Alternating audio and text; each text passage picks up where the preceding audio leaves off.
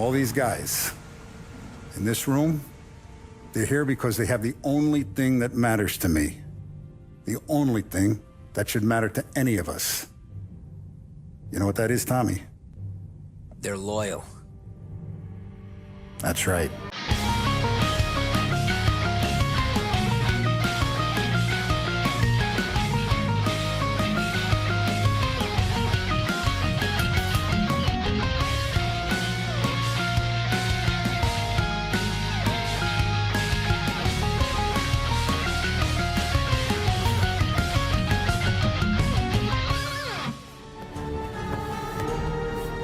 Welcome to the family. Welcome, everyone, to the latest episode of The Testing Room, where three of the gaming industry's best video game consultants, who have never actually consulted on a video game, bring you new topics each and every week. As always, I'm Alex, a.k.a. The Godfather. I'm Christian, a.k.a. Sudowoodoo45. I'm Preston, a.k.a. Funkadelic Jedi, and that's a Kiki. He's Chonky Boy. That's a Chonky He boy. is him and his brother. I know. And they're so perfectly named, too. Yeah, Mary and Pippin, man, they are a mess. So, anyway, welcome, everybody. Welcome back. How's it going? I know we're all sleepy boys on this podcast today. Mm-hmm. I will just let everybody know that my travel this week entailed delays because of the CrowdStrike issue, which left me in Atlanta for a 6-hour and 10-minute delay. Fun. 2 o'clock, supposed to get into Austin around 3:30, and ended up getting into Austin at 10:30. Man, the best part about that is that most airlines, not all, but most operations for airlines have been completely restored by now. Yeah. Delta is in a special case where they were their scheduling was based on that system. Yeah, well, not only that, but they're specifically all of that software that they use was so archaic and not. It's so crazy to me that these companies make hand over fist money and the shit they cut corners on, and now Delta is out here suffering so hard because of this. All their pilot scheduling was also based on that system. So from Friday on, they couldn't schedule pilots, which means they had no crews. They couldn't get anybody to show up. So when everybody else got restored, they're like, yeah, we still can't get people to come here and fly the plane. Like, we don't know where people are in the country. You know, dude. So here's what's crazy too. This is why I'm not sure if CrowdStrike is going to make it after this, because Delta, an airline company that charges you for bags, charges you for drinks, charges you for literally everything, sent me an email the other day. Said, hey, we apologize that you were delayed. So here's 10,000 miles for bonus miles. I was like, sweet, right? Like, technically, I could probably still call based on the new legislation that passed. My flight being delayed more than 3 hours by an act of God, I could probably get a little more out of it. But below that, it said something I would never expected to see. We will also reimburse any charges for hotel, car, or food you incurred while being stuck in these cities. So beyond what was pre-planned, obviously, but that's millions of dollars just submitting receipts, and they're going to expense for people within reasons. So if you were stuck in Atlanta, you went and got the Ritz and the penthouse, they're not going to pay for that. But if you went and got the Courtyard, they're paying for that stay, they're paying for your food, they're paying for your car back and forth. Airlines don't pay for shit. They don't pay anybody for anything. They don't pay for their mistake, but they're willing to pay millions here. And I can only imagine that's because the day after that, they went to any other company that's not CrowdStrike and said, how quickly can you move over our systems to literally anything else? Well, yeah, and I mean, the other thing is that even, there'd be, if you go to another company, there's only a couple that you could go to, but if you go to another company, they're going to be like, well, I mean, as somebody who did one of those rollouts and got a new EDR solution rolled out, you're looking at a couple months, my friend. So, and that's just to get the new one in and the old one out. But that's for a company that was not the same size as Delta. But also for a company that's not now inundated with 1 billion new customers. Yeah. And Delta is... Their problem, too, is that some of that software, they're going to have to try to go to the people who wrote that software, and in some cases, those people might not even be there anymore. Like, that software is so old in some of the scheduling things they're using that you'd have to try and find developers to untangle this mess and try to get it to come back online. I love that Delta is like, we're screwed because our software is so old. But then you have Southwest going, yeah, but we're even older on Windows 3.1, and we're just fine. Yeah, come on through here, big dog. Middle fingers to the air to everybody. Southwest just rolling They're through. unassigned seats and everything. But the one time they're living like kings. Big news from Southwest. They announced they are going to start assigning seats. I know. Which yeah. means, like, now what's the point of Southwest? Yep, Not that I like it anyway. It's like, to me, it's like a Greyhound in the sky. I don't love it, but still, you know. I love when we fly enough that you do. I don't know what it is. When I was younger, right? Like, if people could have put me on any kind of plane, and I'd have been like, "Oh my gosh, this is so insane." And then now, once you travel enough, especially if you have to do it for work a lot, you're just like, you do start to have biases towards things where you're like, "Yeah, no, I would never be caught flying these trash companies," and then like your little pinky in the air. I had to talk to somebody at work one day, not long ago, because I booked this flight to California that was like $800 or something. They're like, "Hey, that flight's out of policy." I'm like, "Why?" And they're like, "Because there's a cheaper flight for like $300. And I'm like, "Well, I didn't see it." And they're like, "It's a JetBlue flight." And I was like, "I'm not flying Jet." Like, literally, I will 5 hours across the country on those paper seats. Like, my back will break. I won't be able to walk. Like, I'm not flying JetBlue, so like you can take it up with somebody else, but I'm flying the one that I'm sorry. Like, it's going to cost. That is what it is. That's the cost of doing business. It is what it is. Yeah. So. Again, both dogs hanging out with us tonight. Yeah. Woo. Yeah, it's, you know, being in the industry that we work in, just general tech, right? Even though like the stuff that went down applied more to the stuff you do versus what I do.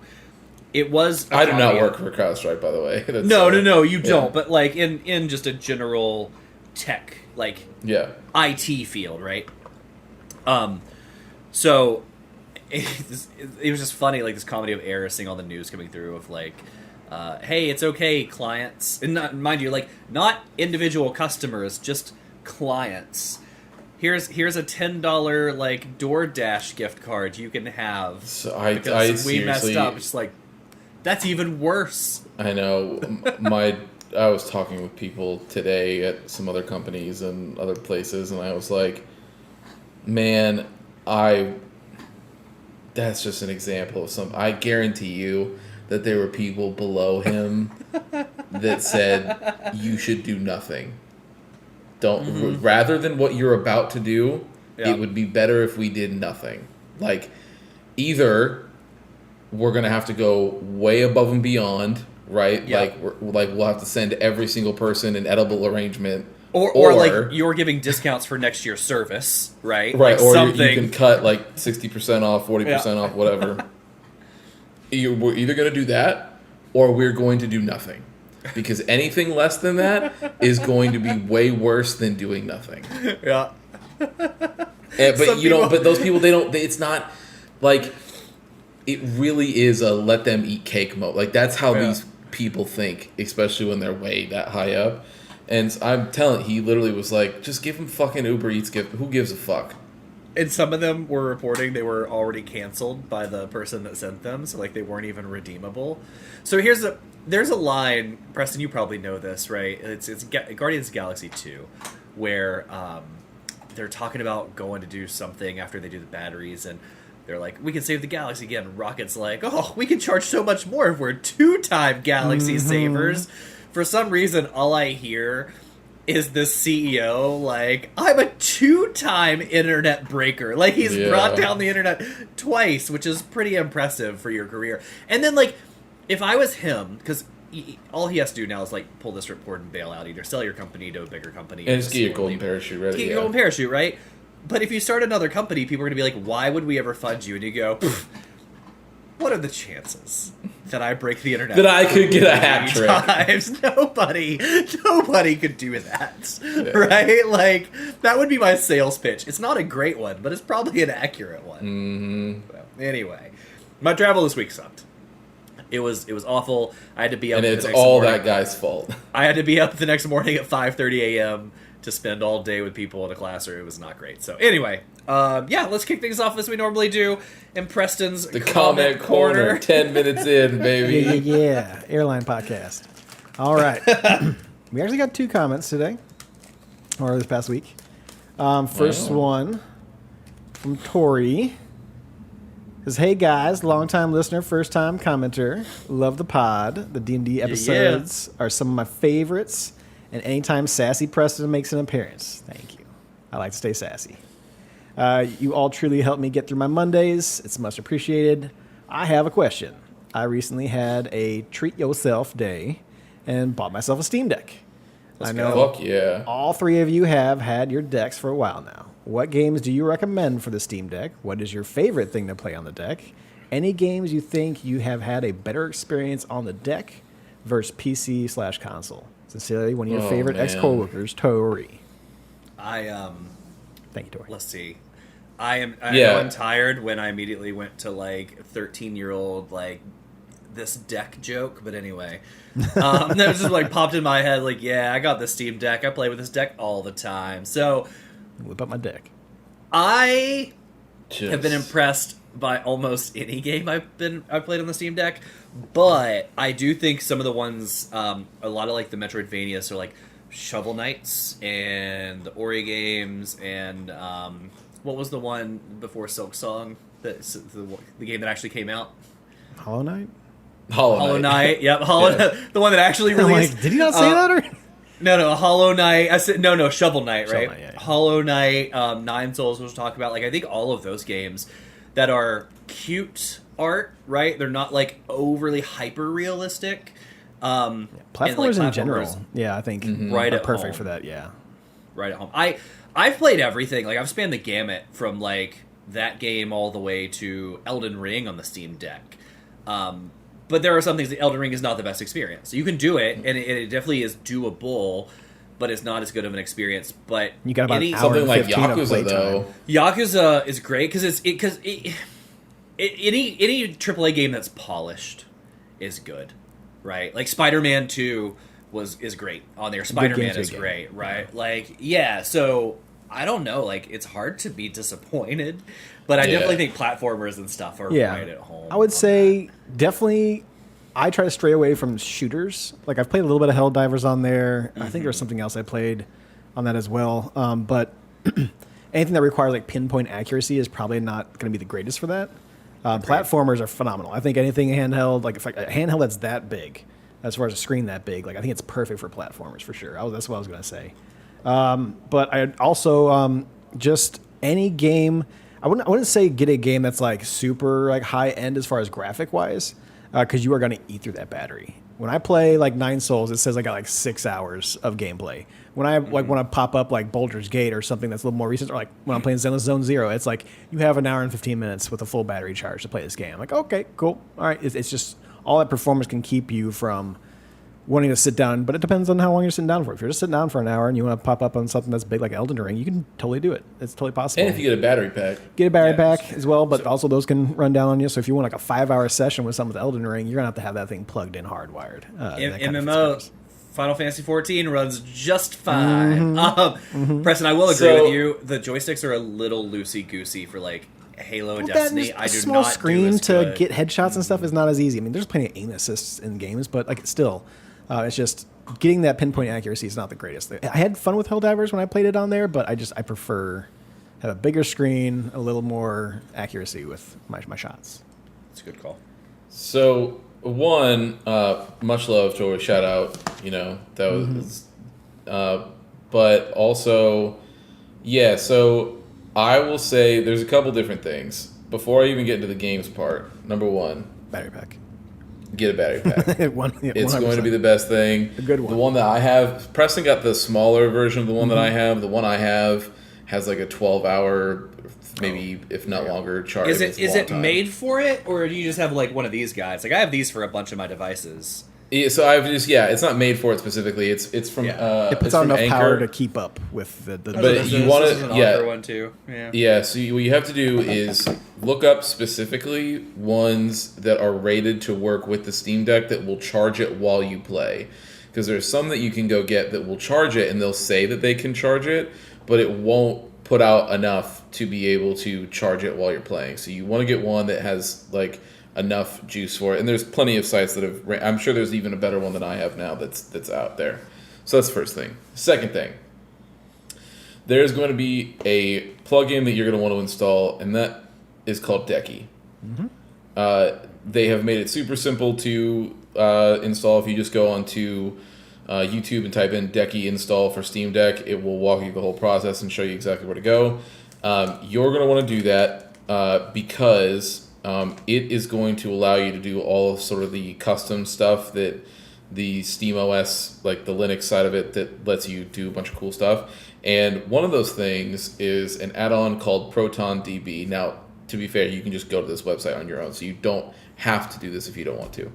But you should go to ProtonDB in any way, whether it's this add-on through the website, because that will be your de facto one-stop place to go to look for any game and how it performs on Steam Deck.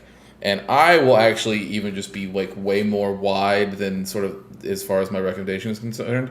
Any game that has a gold or higher, It's just perfect. fine. It's perfect. It's just You fine. play it and you will I use Because the it's gold, platinum certified.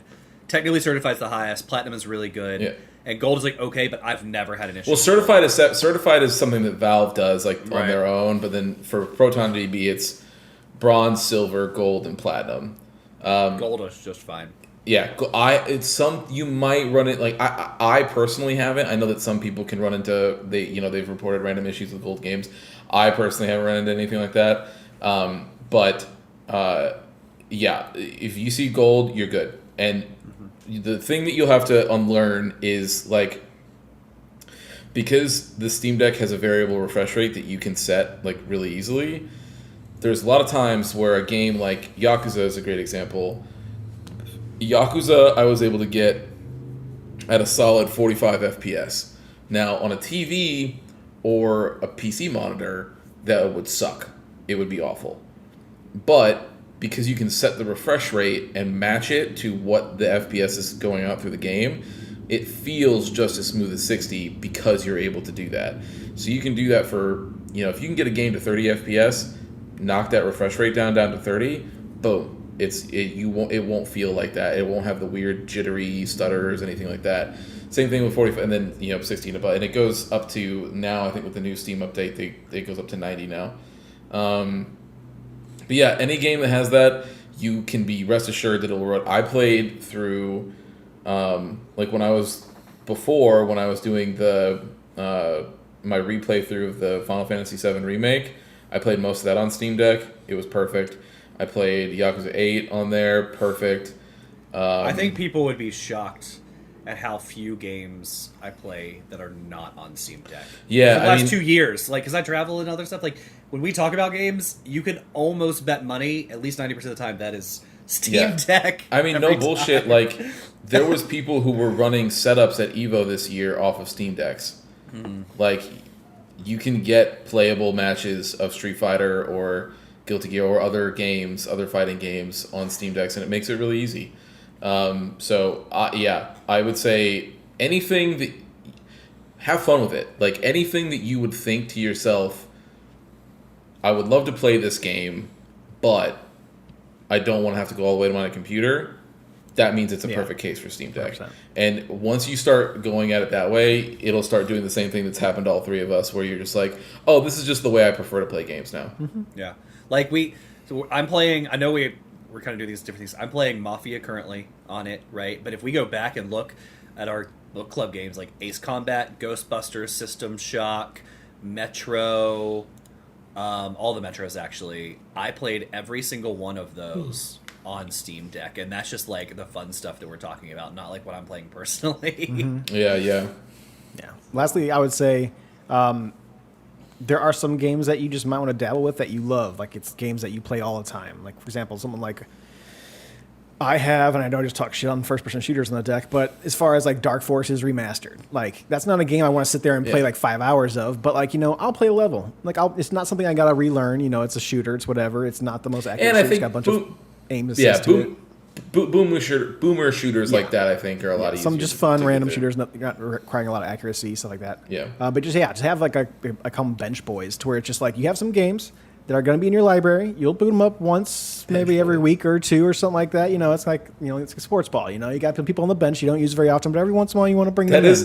You know what? That is what they call them. Don't ever look that up or change that. That is exactly when you bench boys. That's what they call them. Yeah.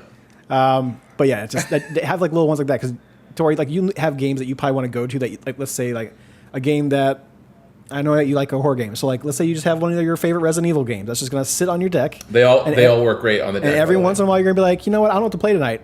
You know what I love? I love this one game, and I'm going to boot it up. We're going to play it for like an hour, maybe 2 hours, and then I might not go back to it, and for like a month or two.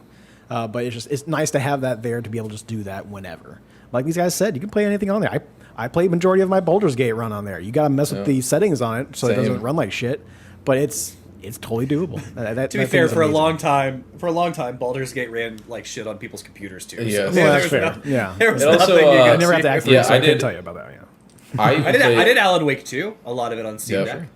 I did Resident Evil 4 Remake, which is the most recent one. That one runs great on the deck. I also did Armored Core. So yeah. Anything can pretty much run on that long as it's for me it's just like and I will oftentimes, because of the great cloud save that they have, I will have a couple things downloaded on my PC, right? But it's just nice to be like, there are times where I need to be in the living room with my wife, or I'm laying in bed and my PC's upstairs. Like I go back and forth with Diablo. Yep. If Christian wants to play with me, I know it's going to be over an hour and a half, so I'm going to go to my PC. If I just want to jump on and play a couple of Helltides runs, I'll go do it on my couch. It's just the cross save goes there, and you don't have to worry about anything. It's fantastic. So.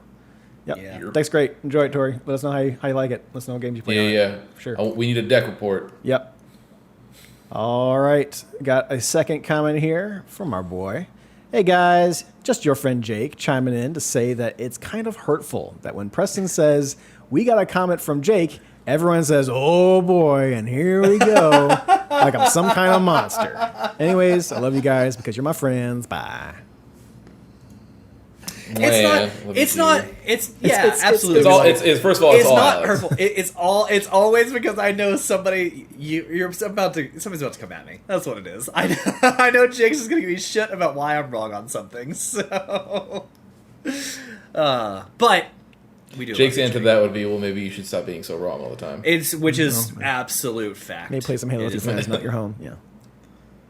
Yeah, that's a great call. Next week, I should have time to play. Maybe even the week after, I should have a little bit of time to play Halo. He reached out to me not long ago, and he's like, "We're playing another game," and I'll have to pull it back up on my chat. Master see Chief. What it was. I thought they were playing Master Chief Collection. Well, so they were, but they were also trying out a new. I think it was a free to play shooter. They're like, we're just looking for something different to play, and totally. So cool. Report back. All right, that's it. That's the comments. Appreciate it, y'all. All right. Well, I'll kick things off with my week. My week's actually not long. I played 14, as always. I played the game that we're going to talk about, Mafia. I actually finished that today, so we'll be able to talk about that. I played everything but the first level today, like the first piece of it. So I was trying to go back. I was like, I do not remember what happened in that first chapter of this playthrough. But then, I played the last 4 chapters today. I see what you mean. Okay. Yeah.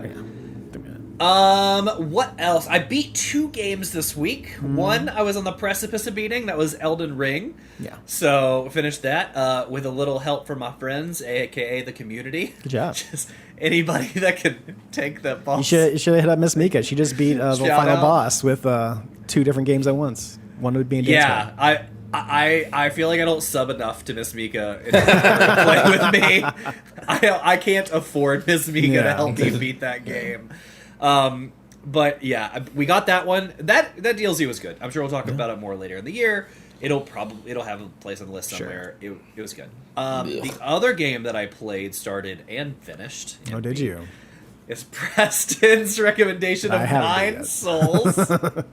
Well, I'm glad you So, loved it. It made me very happy. Not to only see did you I play beat it, not only did I beat it, I 100%ed it. Oh, there you go. So I did not platinum or do all the trophies or anything, but just in that Metroidvania, all collectibles, all Okay. upgrades, all that good stuff.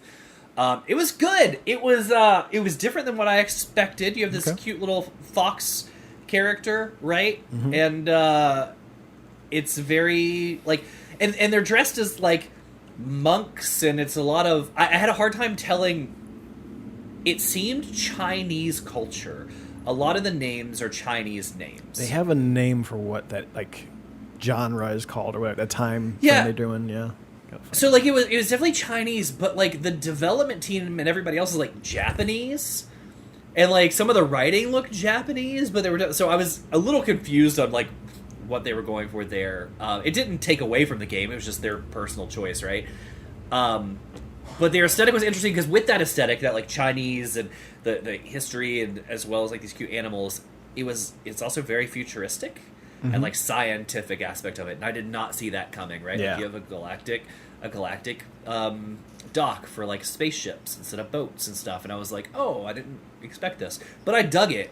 I really dug it. And then towards the end of the game, where the story really starts hitting, because like you're getting little flashbacks of your character of how you ended up here and what happened to family and other stuff, but like when the end really hit, I enjoyed the story. I thought it was an interesting turn, and I think they killed the artwork, like the aesthetic. they went Oh, with it looks like, gorgeous. And like when he's walking through the hallway, and it's like doing some of those reveals on the last couple of chapters or the last couple of areas, I guess.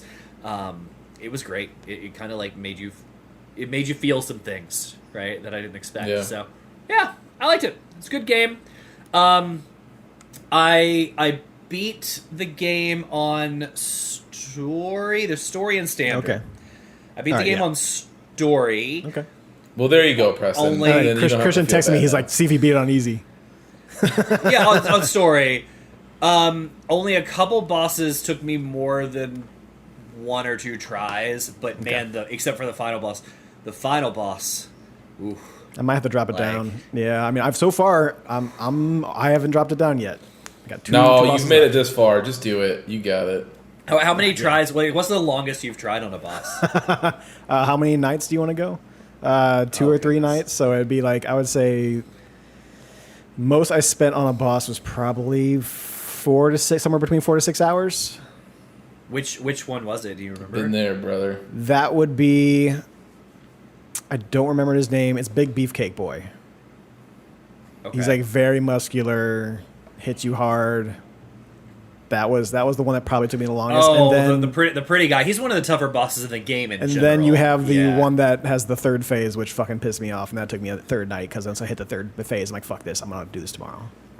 Yeah, there were a couple of instances. There were some instances that were pretty slow, on purpose, where like it's more of a stealthy section that I saw in chat community. Like people really did not like. I actually enjoyed those.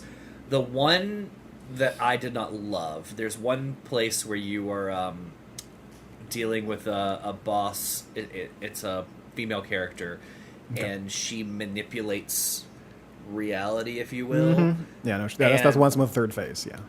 They do this platforming thing where it's like in different stages. At first they're like, oh, I'll jump over the stuff, no big deal. They're like, okay, now we're gonna add like this. When you step on a switch, it changes, like it pops up a dark area inside the light, and you can only kill enemies if they're inside the dark. But also the flowers that you were in front of now are spikes. Okay, I got it. Like it's harder, I get it. But then like they started doing this thing where you have to fly, like you have to chase a little thing that flies around, and you have to stay inside of this bubble the whole time. Otherwise, like things are disappearing. It got nuts. That area really started to piss me off. Yeah, because I just kept that's the dying. most challenging platforming area. I'll agree so far. Yeah. And like you would get this rhythm, like all right, I know where I'm going, and you're like moving through it, and then all of a sudden it turns left or it pauses, and you got to jump, and it goes, just kidding, I meant to go back up this way, and you're just like, but why though? So you do it more than once. It's like, yeah, you're gonna do So- this again. Now you know what to do. But yeah, I enjoyed it, and I enjoyed all this story and stuff. But yeah, the final boss. I know. I've heard. I- I don't know I what happens there read- yet, but yes, the other person I know I that played re- it said, "Get ready." So I read that they nerfed it, No. It doesn't seem like it. No. It doesn't seem And like you're in the story. Okay. Dude, in story mode, she beat me many times in the first phase. And then I got the first phase because I started using, like, my arrows and other stuff.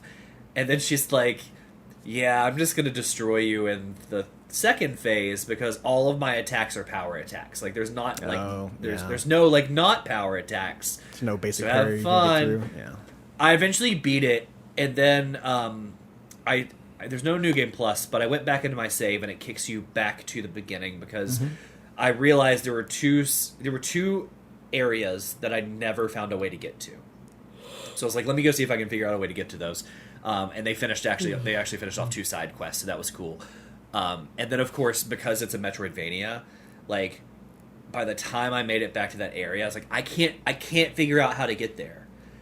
And they're like, oh, remember this really basic mechanic where you just, like, scout with your fly? You just run over there and scout. But because you've, like, with those games, you're running around an asylum in a maze for 5 hours, you end up missing the simplest things. So I can't tell you how many times I ran over here. I was like, why can't I figure you out? Like, what ability do I not have, or whatever? The Eric Andre bit where he's out saying, let me in! Yeah. It's just like, I've gotten all the abilities, or I think, like, maybe one's coming later, and then, like, dude, just the first thing you learn. I'm like, ugh. But anyway, all that to say, when I went back to do that part, I was playing with the settings, because I was like, can I do anything to make this faster since I'm done with the game and I just want to finish this off? You can. There's a sliding scale I found, which is literally, on story mode, your damage is 50% on this scale, and the damage received is 20%. And I don't know what that means, but basically, like, I think you're taking 20% less damage on easy, and you're doing 50% more, right? But the scale goes to 1 on the damage taken, and 1,000 on the damage done. I like that. That way everyone can enjoy it, yeah, right. So, like, when I went back, I was like, I was actually disappointed. I found out later, but whatever. But I was like, cool. You so, definitely like, would have used it before that. So doing the last 2 areas, just to, like, get the last couple things, I was like, sweet, bop, bop, bop, bop, bop, bop, bop, just running through, and I was like, finish off these little side quests. Cool story. Thank you. Goodbye, video game. It was good. I really, really enjoyed it. Super cute, creative, very colorful. Played great on Steam Deck. Parry feels great. Combat's great. Yeah. It's the other thing that's cool is it seems either new enough or low hype enough, right? People are excited about it, but, like, it didn't come to a bunch of fanfare. That, like, even when you would get stuck, there are things I couldn't find because there's just not guides for them, right? Like, there's not a billion people playing this game, so it was, like, it did force you to kind of figure things out and explore and do stuff, and I appreciated that, right? I think it's a little hidden gem. I think it'll be one of those games that people come back to in 2025. Yeah, I do think it's a hidden Didn't gem have right time now. It's for good. it, so they come back to it. Like, I heard a lot about this. Yeah, when you're like, oh, I want a new Souls game, and what's out? And then there won't be anything out, and then it'll be someone will point them to this, and then they'll go do it. Yeah, it was fun. Because Silk Song's not coming out next year anyway, so. I mean, it's gonna be Silk about Song's 10 years. never coming out. Yeah. It's like now a race between, like, are you truly gonna get the next Metroid before you get Silk Song, or are they both just gonna be delayed indefinitely? Who's going to It's come basic. first, the remake of KOTOR or Silk Song? Yeah, fuck. I know. Both of them are basically vaporware at this point. But yeah, I beat 2 games, so Yeah. we're Congrats. moving on to. I don't feel as bad that you beat that now because you went to story mode, so it's okay. Makes me feel better. Yeah. I can go next because I did less, and mine will lead into Preston's week. So, Okay. so if you're now, Evo happened. So that was a big part of my week, and as well as Preston's, where we were just fucking yucking it up about fighting games, and then we were like, all right, it's time to go play some Street Fighter now. And then We were literally going to play some more Destiny 2, and he's like, we played a little bit of it. He's like, dude, honestly, I just really want to play Street Fighter. I'm like, yes, we can go play Street Fighter, Christian. It's not that big a deal. Just say you want to play Street Fighter, we'll go play Street Fighter. Yeah. Well, our plan was like, because it was top 24 that night of Street Fighter. They were getting to top 6, and so there was matches. And once you hit top 24, like, there's still some, like, relative, like, you might have some people who were coming out of pools or whatever, but for the most part, like, that's where the It's the killers. like it's where the killers are at, but it's also where some of the biggest upsets happen, right? Oh, Like yeah. last year's winner got knocked out during top 24. The last year's runner-up got knocked out during top 24s. So like, all these things can happen. So it's just as valuable to watch those as it is the top 6. And so we were like, well, let's see if we can finish off the Destiny campaign, and then we'll spin back. Like by the time we finish that, then we'll go run some sets and we'll catch the last few matches on Street Fighter. And shit was popping off. I mean, like we were like as soon as we sat down, we got like most of the way through the mission, and then Angry Bird, the person who won it last year, got knocked out, and so I saw it come through, and I was like, oh dude, fuck, we just missed when Angry Bird got knocked out, and I was like, and in my head I was like, I already know that I'm not focused enough for this Destiny. Really, I'm not listening. I'm just like. I was full on Alex mode, just mashing the A buttons. Skip. Let me get through this, please. And so I was like, no, I don't want to do that because I've been enjoying this. So I was like, let's fucking go play Street Fighter. So we blinked, and 38 sets happened later, and we were playing Street Fighter, and then had Evo up on the other corner watching other people play. There was Guilty Gear going on. There was all sorts of stuff. Shout out to obviously, we'll talk about it at the end there, but on that same day, on Saturday, shout out to Sonic Fox for officially tying second place for most Evo championships of any player. Yep. He's 2 away from tying first place, which is Justin Wong, who, obviously is a lot of people see him as like the Michael Jordan of fighting game. So Is that Evo only? yeah, Or is it yeah. Okay, so I'm sure he's won many more others. I'm sure. Yeah, I mean, I'm sure. Like because Mortal Kombat has put off like combat challenges, and when Sonic Fox was or when they were always doing the Dragon Ball Fighters one, which is one of their Evo titles as well. They also they went to France and beat the shit out of a bunch of French players for DBS or Dragon Ball Fighters, and ran and took all their lunch money and then Is it popped back possible? over to the US. So Is it possible to be? They've good won a at ton of two? stuff, but Is it possible to be good at like 2 Evo games, or like can you only get that good at one? no. of them Well, so here's the at a thing, time? man. I mean, here's the thing is that At the same time, I should say, like you would never see somebody at Evo at the same year Win playing 2 two championships. tournaments. Yeah. if it's been done before, I don't know. If it has been done before, Sonic Fox would have been the person to do it. Which is why their run is so impressive. Is that they have dominated in like Mortal Kombat is their game. Yeah. Like I'm of the opinion. And Preston knows that They play every day. Yeah. Yeah, but Preston, you followed Mortal Kombat way more closely than I have.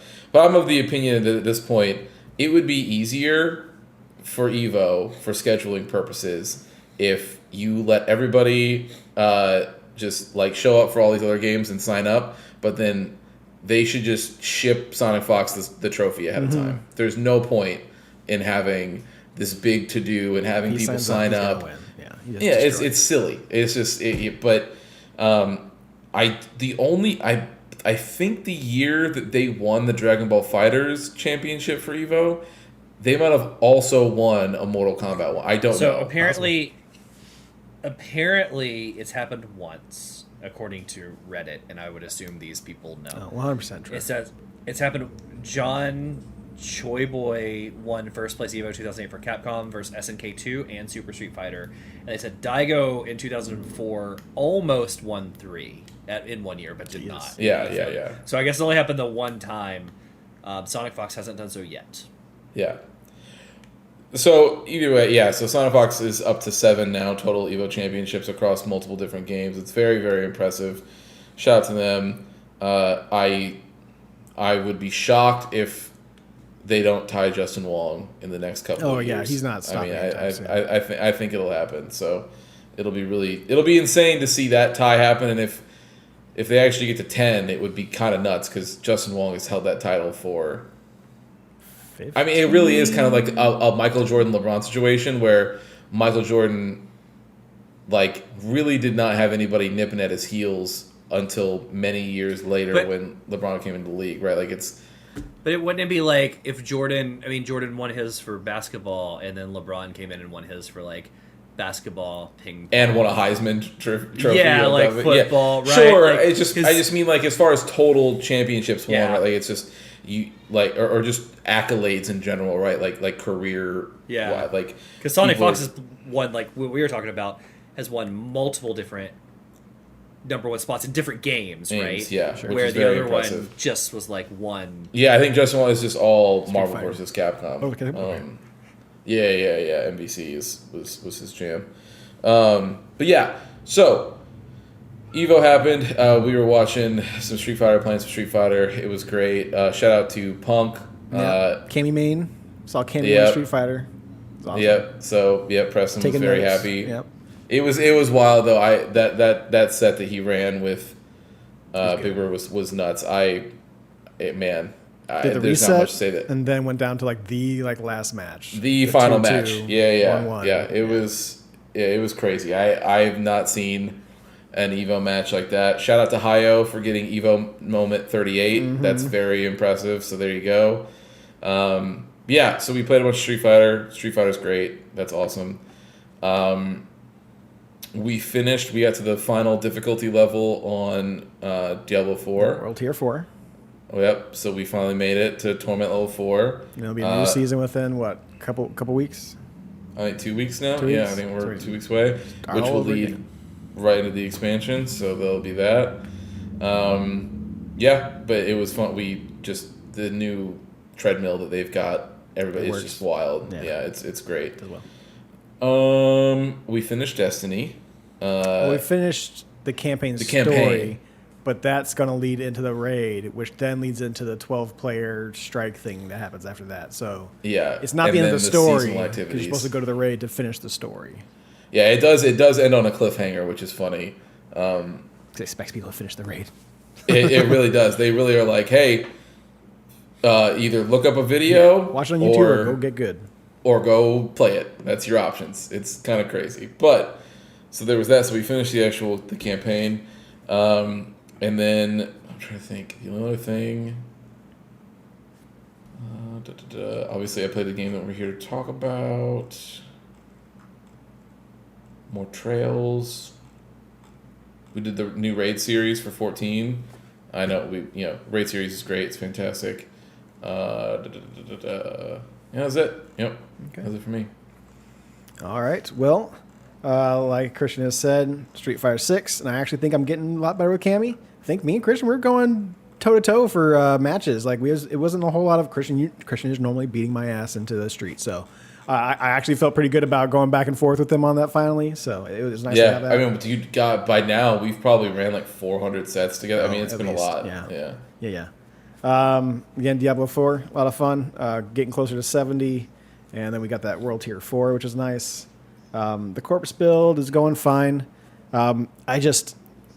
Corpse Explosion does my damage, but I don't have like a main attack that does a lot of damage. Like my main attack is a debuff on enemies. And then I do Yeah. have a secondary attack that does some damage. It's more of like an AoE kind of thing in the spot that it hits. But I'm not feeling that hit, that real hard hit. Don't get me wrong, I got like 7 to 8 Skelly boys running around fucking swinging at people too.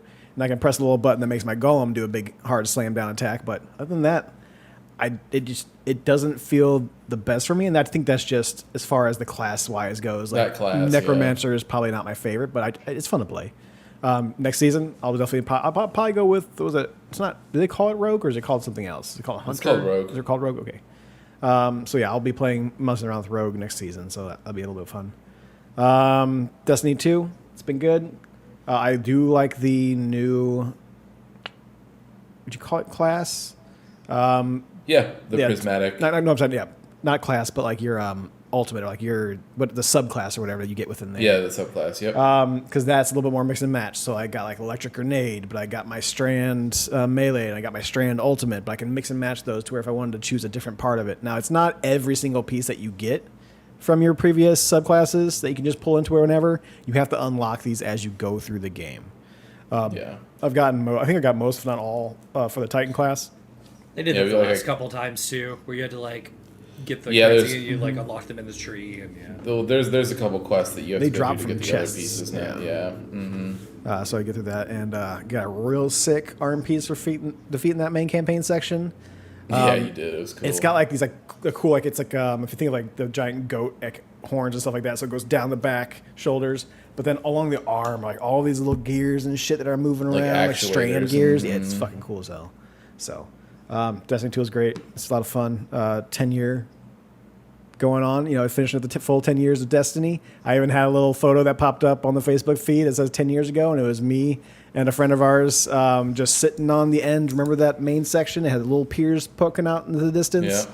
We were all just sitting out there chilling out, doing some fun. I sent him a picture. I'm like, hey, 10 years ago. He's like, I didn't even see the picture. I already knew it was Destiny. I'm like, yeah. So it's nice to see them kind of come full circle on it. We'll see how the raid goes and see what kind of story dives into it that way. A little bit more Zenless Zone Zero, just kind of dabbling into that, hopping in, doing a match. I play that for maybe 30, 45 minutes every other night, just kind of like jump in. The action in casual combat is just gambling. casual gambling, not putting money into it, it's feeling great. The story I'm not as crazy about, but the combat is definitely what I come there for. So I wish there was a lot less of the free to play aspects and more of a like I would rather have paid $60 for this and then just had a good solid storyline and then just go for it beyond that. But They would have but- made but what do you- 900% less money. Though. they know what they're yeah, doing. but what's gonna happen like when they come out with a new Jiggly character? You gotta buy it. They already came out with a new you don't Jiggly get that- character and I don't Yeah. yet buy it. It's fine. Yeah, that's what you say now. Don't wait till Cat they're gonna Samurai come out Girl with comes another out, then one. we'll have a talk. Because she's already in the trailers. It's just they haven't put her out yet, and I'm like, you're real cool. I like to have you on my team. But we'll sure. see. Right now, I'm kind of rolling with my butler wolf guy. I have construction worker bear dude, the pile driver thing, and then I also have I'm using Nicole, which is kind of like the main character with the jiggle physics that you all see in the trailers. So. I love that it's Butler Wolf Guy, Construction Bear Dude, and Nicole with the jiggly physics. I knew you were waiting for it, so. But yeah, Oh, just like you remembered one name, which is really funny. she's like just one of the starting characters that you get. Like the wolf guy, I keep on forgetting his name. It's like Lycan or something like that. There's a pronunciation for it. I don't know that very well, and I think the bear is just named Ben or something like that. But I can't remember. Because I just got him, and he's just not showing up the story. But yeah, other than that, 9 souls, just kind of still powering through that. Got 2 more souls left to go with there. It's a great game. I won't talk about it much more. KOTOR, we got all of Kashyyyk done now. Ran into a little problem. So I was playing through it, and the whole point of going these planets is you want to find the star map. You get the star map, you get all the star maps, you find out where the end level is, blah blah blah.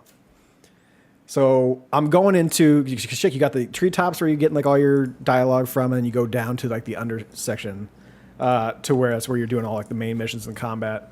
I did like the main main story that we got there with like the old tribal leader and the new leader that's up there, and it's going through that story. I forgot that, and I went back up and I'm like, shit, I totally forgot to go down there and do the star map section. So it's just like past that person. Go down there. Forgot to bring Jolie with me. Jolie's the one who can disable the force field to get in there. Cool. Had to run all the way back up there, run to my ship because you can't teleport in this part of the game. All the way back to the ship, all the way back down. So I'm using force speed, right? Because I just want to get through as fast as possible. I even said on there, like, YouTube, you get the fast forward for this one. And Preston has Premiere Pro now, so I was actually able to do the fast forward. It was a lot of fun. But I did all that, and like I get towards the end of it, and I get towards the end of the playthrough, and I'm like, I haven't had to refresh my force speed for a while. Okay. Like, yep, force speed is just stuck on my character. Which you think would be really cool, because it actually is good for like combat. Like you actually get to attack faster and everything like that. But when you're walking around, it blurs the vision of everything. So we'll see if I can find a fix for that. I'll not be able to do streams on Sundays for the next 2 weekends. I'm thinking about maybe just doing it like on a Monday morning or something like that, one of my days off during the week. Just kind of keep up with it so I don't like not 2 full weeks off for the YouTubes. But I may dive into it to see if like maybe going to the next planet's going to kind of cancel it out. If that doesn't work, then Preston will probably replay a good portion of that Kashyyyk level on his own in the background to have a new save pulled up because I am not going to be staring at a blurry screen, especially after I installed the fucking HD Skybox mod. I don't want to look at those blurry. So There's no way to disable that motion blur, right? No, Like not in the there's like a settings. mod or anything. there's a mod, but you have to start from the beginning with that mod, from what I read on the God. Reddit, whatever. So Come on. you can't just toss the mod in there and it stops it. So I'll look up a little bit more if that's the case. You know, I might want to spend some time looking that up rather than playing through Kashyyyk. So we'll see. But other than that, no more games. But I did have the same kind of little hair that I had when I was playing Ace Combat, where I wanted to watch a jet fighter movie. I wanted to watch a Mafia movie. So I was kind of looking through 1930s Mafia movies. Not a lot of the movies that are like mob or gangster movies are set in the 30s, outside of ones that were made in the 30s. So I did watch Goodfellas. I've seen parts of that, but I've never actually watched the movie all the way through. That starts off in 1930s. It goes into, you know, as how like mob life and stuff like that, mafia life, like continued on, progressed through like the 80s and whatnot. It's a good movie. It's got a lot of familiar beats from the Mafia game. Even the Don. I meant to grab a photo for you guys, but I didn't. If you want to look up the Don from Goodfellas, looks quite a bit like the Don from the Mafia game. So it's a bigger guy. He's got like the droopy cheeks. He doesn't have gray hair or anything like that. But yeah, he's very reminiscent of the Don from the game we're playing right now. But yeah, it's a good movie. I'm not the biggest fan of Ray Liotta. He does this like weird, like over accentuated laugh in this movie too. Like you've seen the memes of it where he does the laugh. It's just it's too much, man. Like he does it a lot, and it's just I'm not a big fan of it. Other than that, he's not the worst actor in the world. He does a good job. But just I like Ray Liotta. He's fine. He's okay. I think that laugh was on purpose. I think it's one of those things just to show like his overconfidence. Oh, I bet. Yeah, I mean, I'm sure. Yeah, it was also because he starts off with like him as a kid for like the first like fourth of the movie, so it's probably him just kind of showing he still has that kid in him kind of deal too as well. I'm sure. I found it annoying. Pesci's great. Forgot all about Joe Pesci. He hasn't been showing up in movies lately, but I love me a fucking Joe Pesci.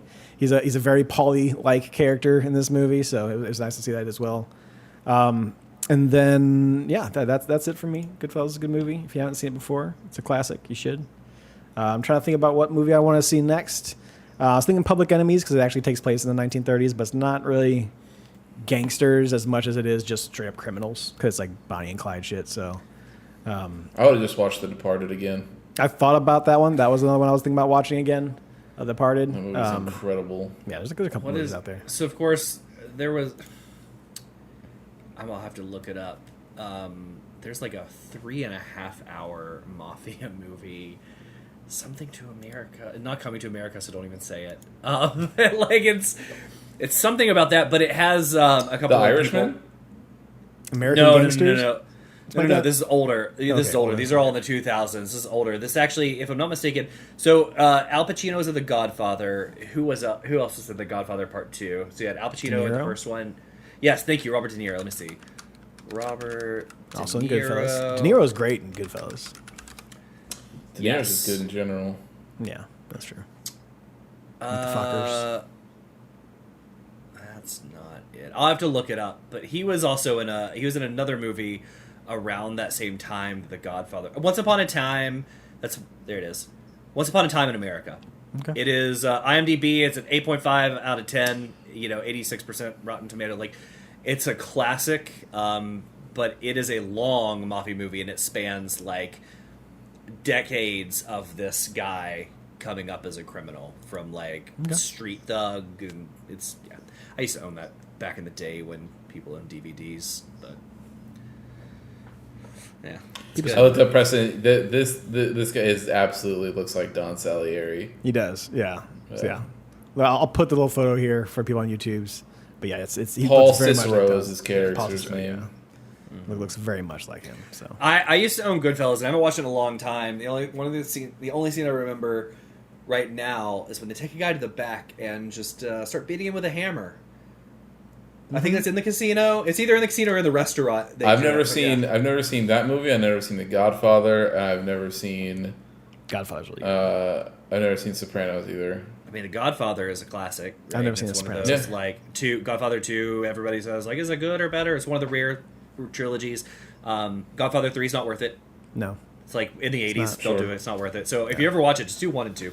The only, the One- only like, So I was sorry. 1 is weird because like there are historic movies in cinema that people are like you have to watch, but then you go back and watch a movie from the 70s, like The Godfather with Coppola, and you just forget, or maybe you just never have experienced it if you don't watch old movies, how little dialogue there is Yeah. in those films. It's an art piece, man. It's just so little talking, and then just like music, and you'll That's go how like it is. That is 15 how it minutes is. of music, Yeah, and it's you're just when like, I watch oh. like, if I go back and watch like a Kurosawa film, I think Oh, about yeah. that sometimes. Yeah, absolutely. exactly. Like it's crazy just how little dialogue there was back then. You know? Yeah, there's only 2 really like mob-ish related movies that I've seen, or gangster movies, whatever. One would be The Departed, and the other one is Scarface. That's it. A great movie that's not a gangster movie, but gangster adjacent is Training Day. Training is really good. Yeah, Training Day is a great one. Yeah.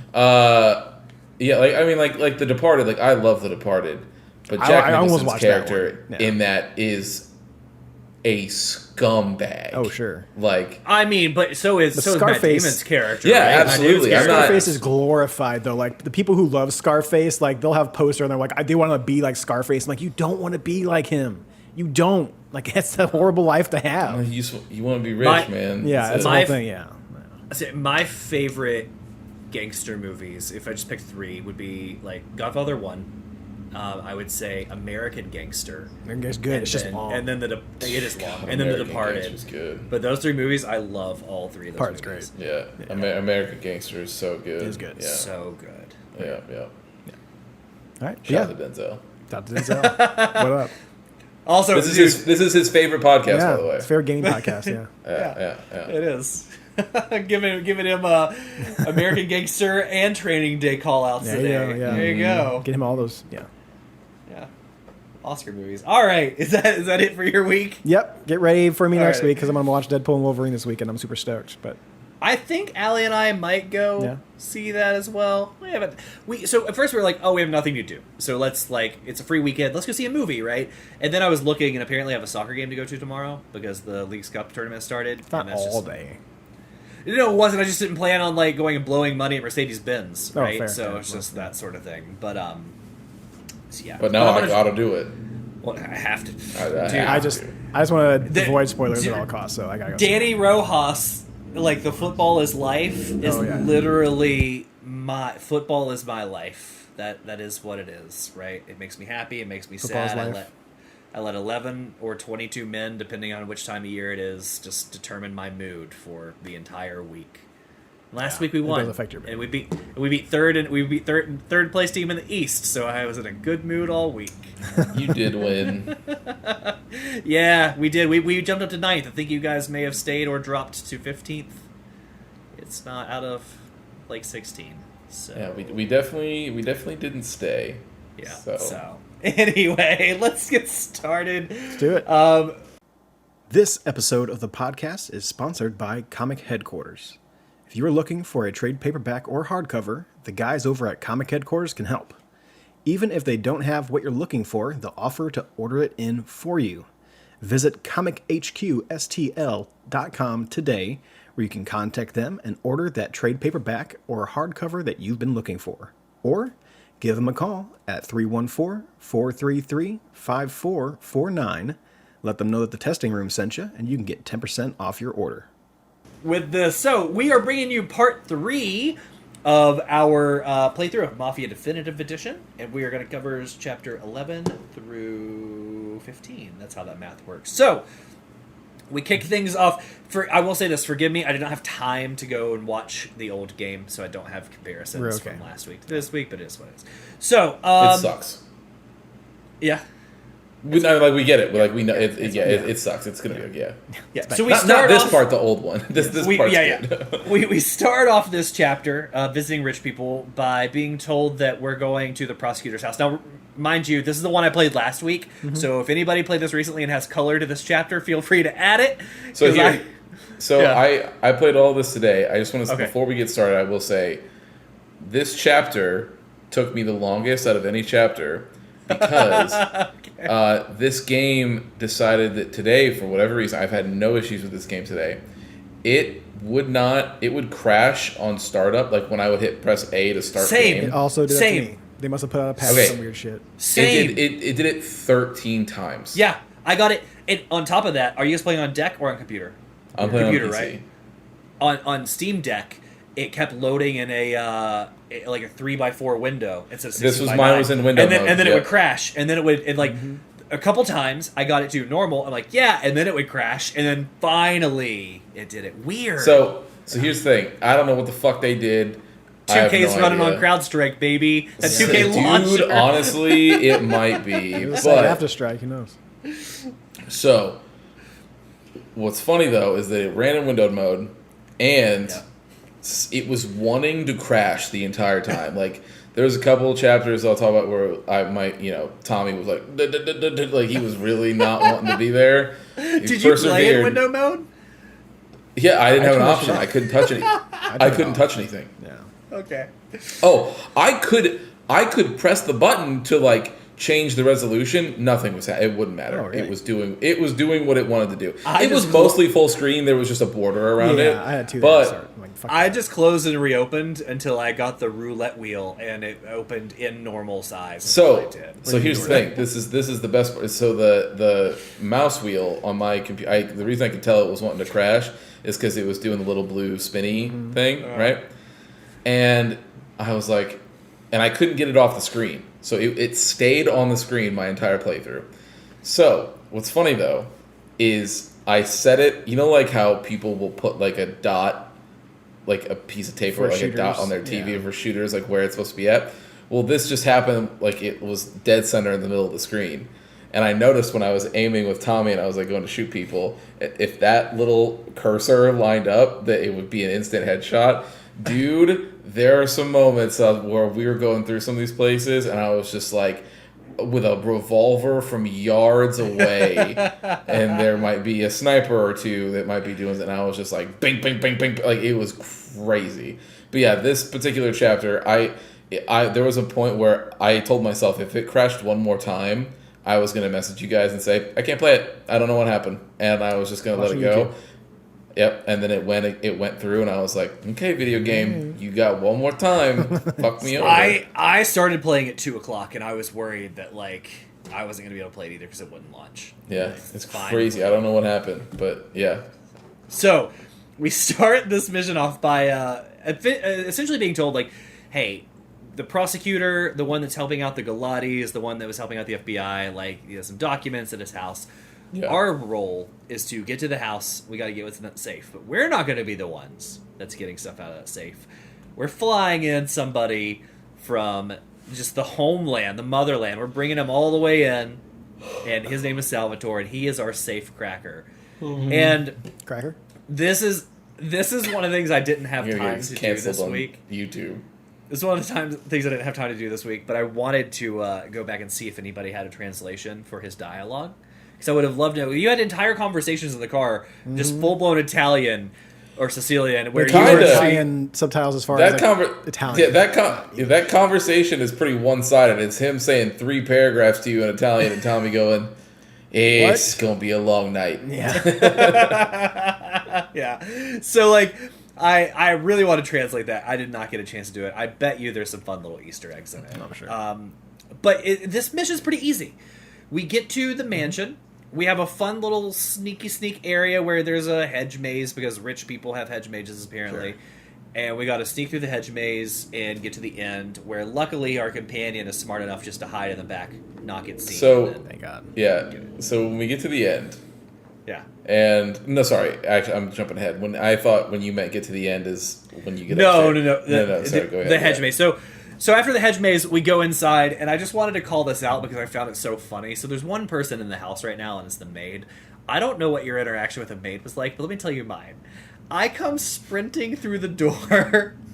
I sprint through the door to the right, see a maid, and I go to hit X to talk to her. I hit B. I just out. punch her right in the face. Jesus, man. And she just like starts screaming and falls over. And Tommy, I bet it's his normal dialogue if you just run into her, just goes, "Hey, if you don't see us here, you don't give us problems, there won't be any problems. Yeah.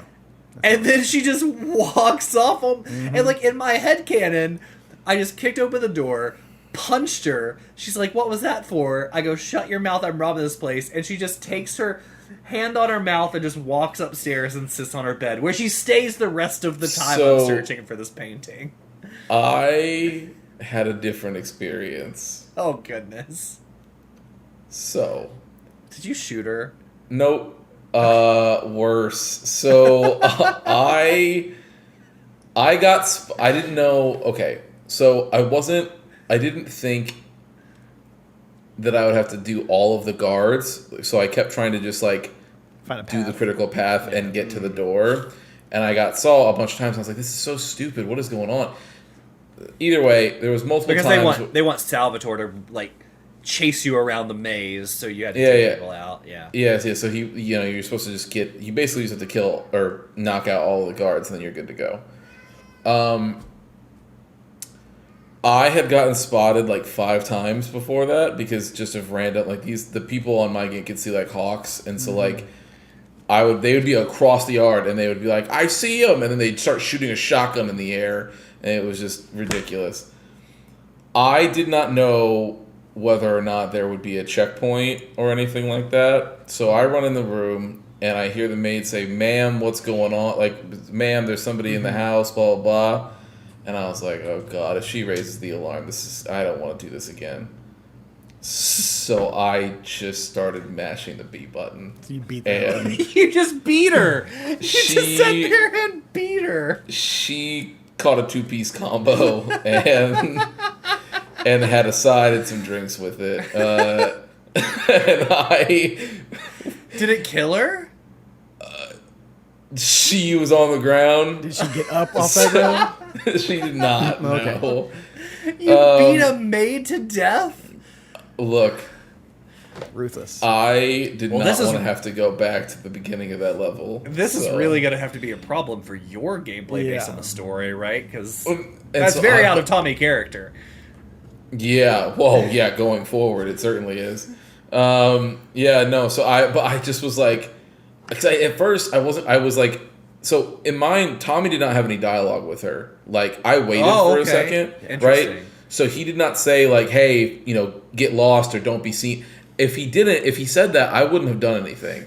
I run in and she's like, ma'am, there's somebody in here, She help, starts blah, blah, screaming blah. for the lady in the house. Tommy doesn't say anything, and I'm standing in the doorway still, and so she starts to run, and I was like, oh, I can't. Like, you can't raise the alarm. Like, I can't let this happen. And I thought that what the assumption was, and when I looked, I hit start to, like, reload checkpoint, and the game was, like 3 minutes ago or something like that, and I was like, yeah, see, nope, I can't, I'm not going back. And so I was like, okay. And so I just ran over there and was like, gave her the old fisticuffs, and then No. and then I went through the whole entire house and checked every single fucking painting in that house before you get to the final one upstairs. They do a real good job at putting at the one spot you're not going to check last. No, so I went through there. I walked right past her, and she didn't notice me until I got a little bit past her. Then she finally looked at. That's when they did the dialogue. Hey, don't say anything. But she did try to yell at the lady in the house, who I avoided. I guess she was in one of the rooms, but I just avoided that room. I don't think she's in there because I opened she's every in single at all? door in that Okay. place. I don't think she's in there.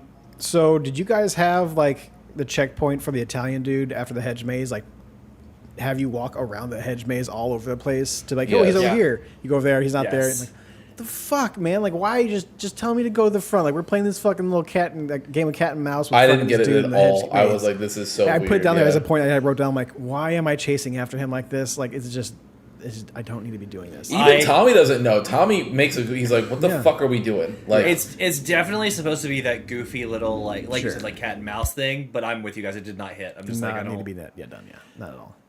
So Yeah. that's fun. So you did not attack the lady. No. I try to sneak past her, like get past her, like a little bit by, and she's like, oh, lady, there's someone in the house. And then he starts going off the dialogue, like, don't tell anybody, and you won't have any problems. I'm like, okay, we'll sleep. Yeah. Yeah, I just yeah, popped I popped did her not once. get that. I didn't get that dialogue. Boys So. over here. Christian just beat her to death. So, I also the point when we get in there is we know there's a safe. The safe is behind a painting somewhere in the house. I walked in and said, "Can I go upstairs?" And I saw that you could, and I go, "Well, clearly the safe is going to be in his office because why would it be anywhere else?" You would think. So I ran around the bottom floor, didn't touch a single painting, didn't see an office. Ran upstairs, went to the right, which was the wrong direction, but either way, ran around the right. Eventually found his office and interacted with the painting, and he goes, "Oh, there's a safe back here." I go, "Oh, wow, color me shocked." Right. Thank you. Nailed it. Yeah. First try. Thank you, video game. So anyway, we get in the safe, or Salvatore gets in the safe. We bring him up there, and because we have this little translation issue, Tommy is like, "Salvatore, move out of the way," pushes him out of the way. He goes to grab what's in there. What happens? He sets off an alarm, and Salvatore is just like, "Don't do idiot," right? Like, he didn't give him enough time because guys are pulling up outside, and That's then what we he just does. have he does, and then we have to fight our way out. And pretty simple: kill a couple of guards, hop in a car, and you got to lose the police as they're coming. Now, I did this twice. Yeah. The Italian first dude died on me time, first. Italian dude didn't die on me. So the first time I did it, I pulled out. I got this car like pulling up the road, and I took a left. So what they want you to do, what I figured out the second time, is your car is like parked up the road facing out. But I saw a cooler looking car Same. pulling into this fancy neighborhood. I was like, well, that's got to be faster than mine. And it was. So I stole it, and I turned left. I'm headed to where we need to go. I'm running past cops, and there comes to be like a little S road, like an S turn up a mountain. And I came in way too hot and went flying off of this mountain and kept going through the trees until I ended up on a single path that I kept driving down because I couldn't see the end of it. And I ended up at a lighthouse. But the problem is when I got to the bottom of that lighthouse, I hit the wall and destroyed my car. Oh. And all I could do was run. I was like, that's fine. I'll just steal another car. But there was no other car, and I hit the map button, and I was so far away. I was like, it will literally be shorter for me to reload my last checkpoint, and that's what I did. So the second time, hopped in the car, drove through the alley. It was good. For me, what happened this time was, so they pull in, there's a car that comes in, like as you're trying to leave the house, right, where some more goons pop out. And again, because I had my aimbot on, this guy pulls in, and I was like a military sniper, bink, and so the car stops. Like he's just like he's done. So I smoke all these people that before they get even out of the car. I run over there. I'm just like, yeah, thank you. I pull that dude out of the car. The Italian guy's like, all right, let's go. And so we leave, we pull out, and then as you put the S-shaped hill that goes down. Yeah. I did the same thing. I was like, room, went off. So when I landed, my car had I had a sliver of health, like the magic pixel. And I was like, if someone sees me or anything like that, but because the cops were trying to go and like follow me down the normal way, and I cleared it and still somehow lived, I kept driving. Dude, it took them 2 seconds before my star started flashing to leave, and they're like, yeah, we lost him, fuck it, give up. And I was like, cool. And then the little button came up, said skip drive, and I was like, bink, and pressed it, because I was like, I'll die if I even take a corner wrong. So. Yeah. That took me 3 tries. First try, I take out most of the dudes at the car. Then I'm like, fuck it, there's only one left, let's just get out of here. So I run to that car that's sitting in front of the garage. I'm waiting for an Italian dude to come in there. He's taking his sweet fucking time getting into the car and just gets wasted trying to get into the passenger seat. So I had to redo that part. Second time, I'm driving off. I got killed everybody at the car. I get in one of those cars. I drive off. This fucking lady is like in the middle of the fucking road.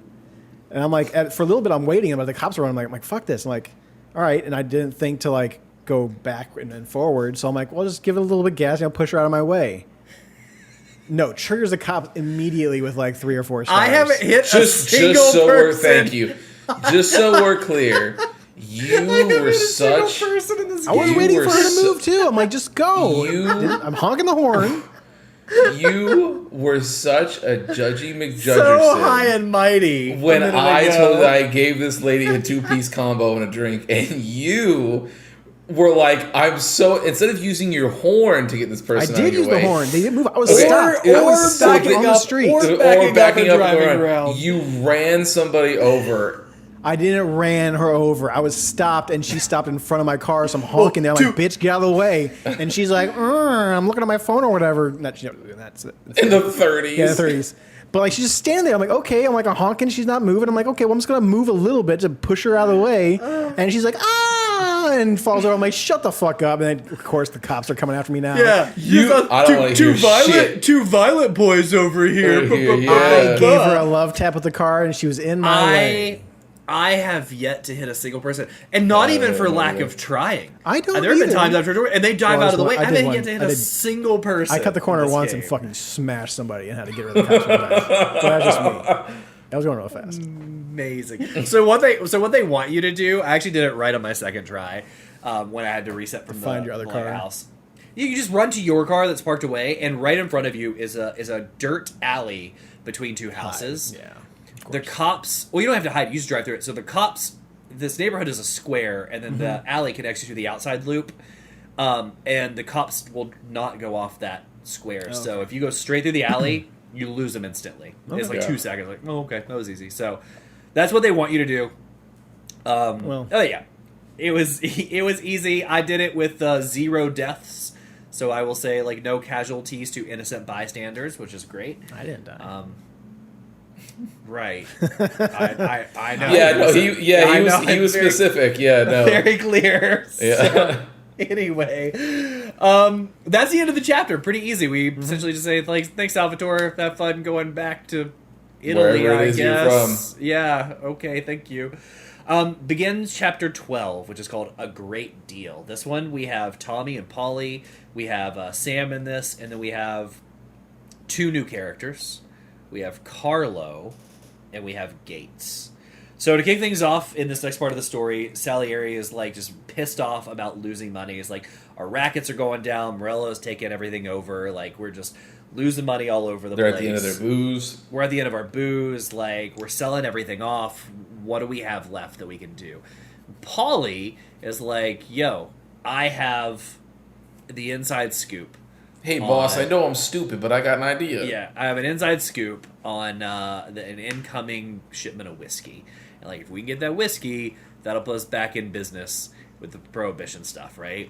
So essentially, Salieri does not trust Polly and looks around the group as like, Sam, what do you think? Sam's like, this is a terrible idea. He's an idiot. And then they look He at us does, and like, he's pretty clear about that, yeah. too. And they're like, Tommy, what do you think? Tommy's like, I'm also an idiot. an idea is an idea, and I trust Polly. I'm also an idiot. Let's do it. So Salieri says, cool. I got my 3 top guys on it. And that's what we do. We have to then go meet Gates, this man from You know, Kentucky. really quick, especially with this plan, it just sort of set into me. Yeah. They really are just like the 3 fucking stooges, huh? Well, so that's the thing, right? So we're going to meet Gates, and along the way we get some dialogue between everybody. Like, hey, so what is this plan? And essentially, and if you have more color, feel free. But essentially, it's we're gonna meet this guy. He's gonna give us the keys. We're gonna pay him, but we're gonna beat him up to make it look like it's been robbed, so he doesn't get in trouble with Morello's people, so he can keep bringing stuff in. But then we're just gonna take the whiskey and we're gonna go. Yeah, and then when he gets beat up, we'll tell he's going to go home and tell his dad that Morello can't keep them protected, but it seems like Don Salieri has some good people that can keep them protected. So let's The lift people business over. that beat the shit out of me and took our whiskey Yeah. could Yeah. keep us protected. It's not a great plan. In fact, they even make fun It's of a it. They're Polly like, plan. Polly, what the... Yeah, they're like, what are we doing? And Polly's like, guys, it's going to be fine. So we get there, and this dude is, I guess, from Kentucky. It was just like General Hick accent was. they did for him. His name's Gates. Oh, sorry, and I said we were going to have Carlo. Carlo was in the car, too. And, you know, Carlo is just mouthing off a little bit. He's just a new goon that we got. He's the Don's driver, and so he's sending Carlo there to drive the truck back. Now that to the we've been like warehouse. promoted, right? We're no Yeah. longer just the driver. So No. I'm saying Carlo is the driver. Carlo. Oh, yeah. yes, because Sam. we're up. Yeah, or, I'm yeah. sorry, Tommy is no longer just like the Don's driver. Yeah. We've moved up in the world, right? So Carlo's driver. So anyway, we get there, and in general, it kind of works as planned. We're talking to Gates, and he's like, "You want to try the whiskey?" Tommy's like, "Let's do it." Takes a shot. It's like pretty good stuff to me. But to be fair, you haven't had alcohol in a while, and you're an alcoholic, and it's in prohibition. So like, everything probably tastes good to you. Yeah. And they toss Polly the keys, and Polly just like rocks this dude just right in the face. And they're like, dude, what the heck is... He sent that punch from Middle Earth. That dude, that had an express ship. He punched the shit out of him. And the guy, he just steps back. He has the funniest line. He's like, everything's gonna be crooked on my face by the time we're done, because he already had a broken nose. Oh man. So we get the keys and we're about to head out, and what do you know? Morello's guys come rolling up and just start firing at us, right? So we take cover, we take out some guys, we turn around. Gates has been shot, but Gates, though the bullet definitely looks to be right in his heart, I think is generally his chest, and is like, hey, I think it's like, I think they're trying to say like it's his collarbone or whatever. Yeah, like up there. He's like, nah, it's all right. And I was like, yeah, but from the way it looks on the model, you're like, that is your heart. Yeah, you're dead. Yeah. You're dead. Yeah. So he was like, hey, I'll be fine. I got the little guy protecting me. You guys take the truck. Just get out of here, right? So the funny thing is, like, as we have to now fight our way level by level of this 3-car garage to take this truck out, Sam's driving the truck. Polly and I are running ahead, and we're running and gunning to protect the truck from being damaged down each of these levels. The funny thing is, while we're running around, Polly just yells, like, how do they know it was us? And then Carlo out of nowhere is like, because you're always shooting your mouth off.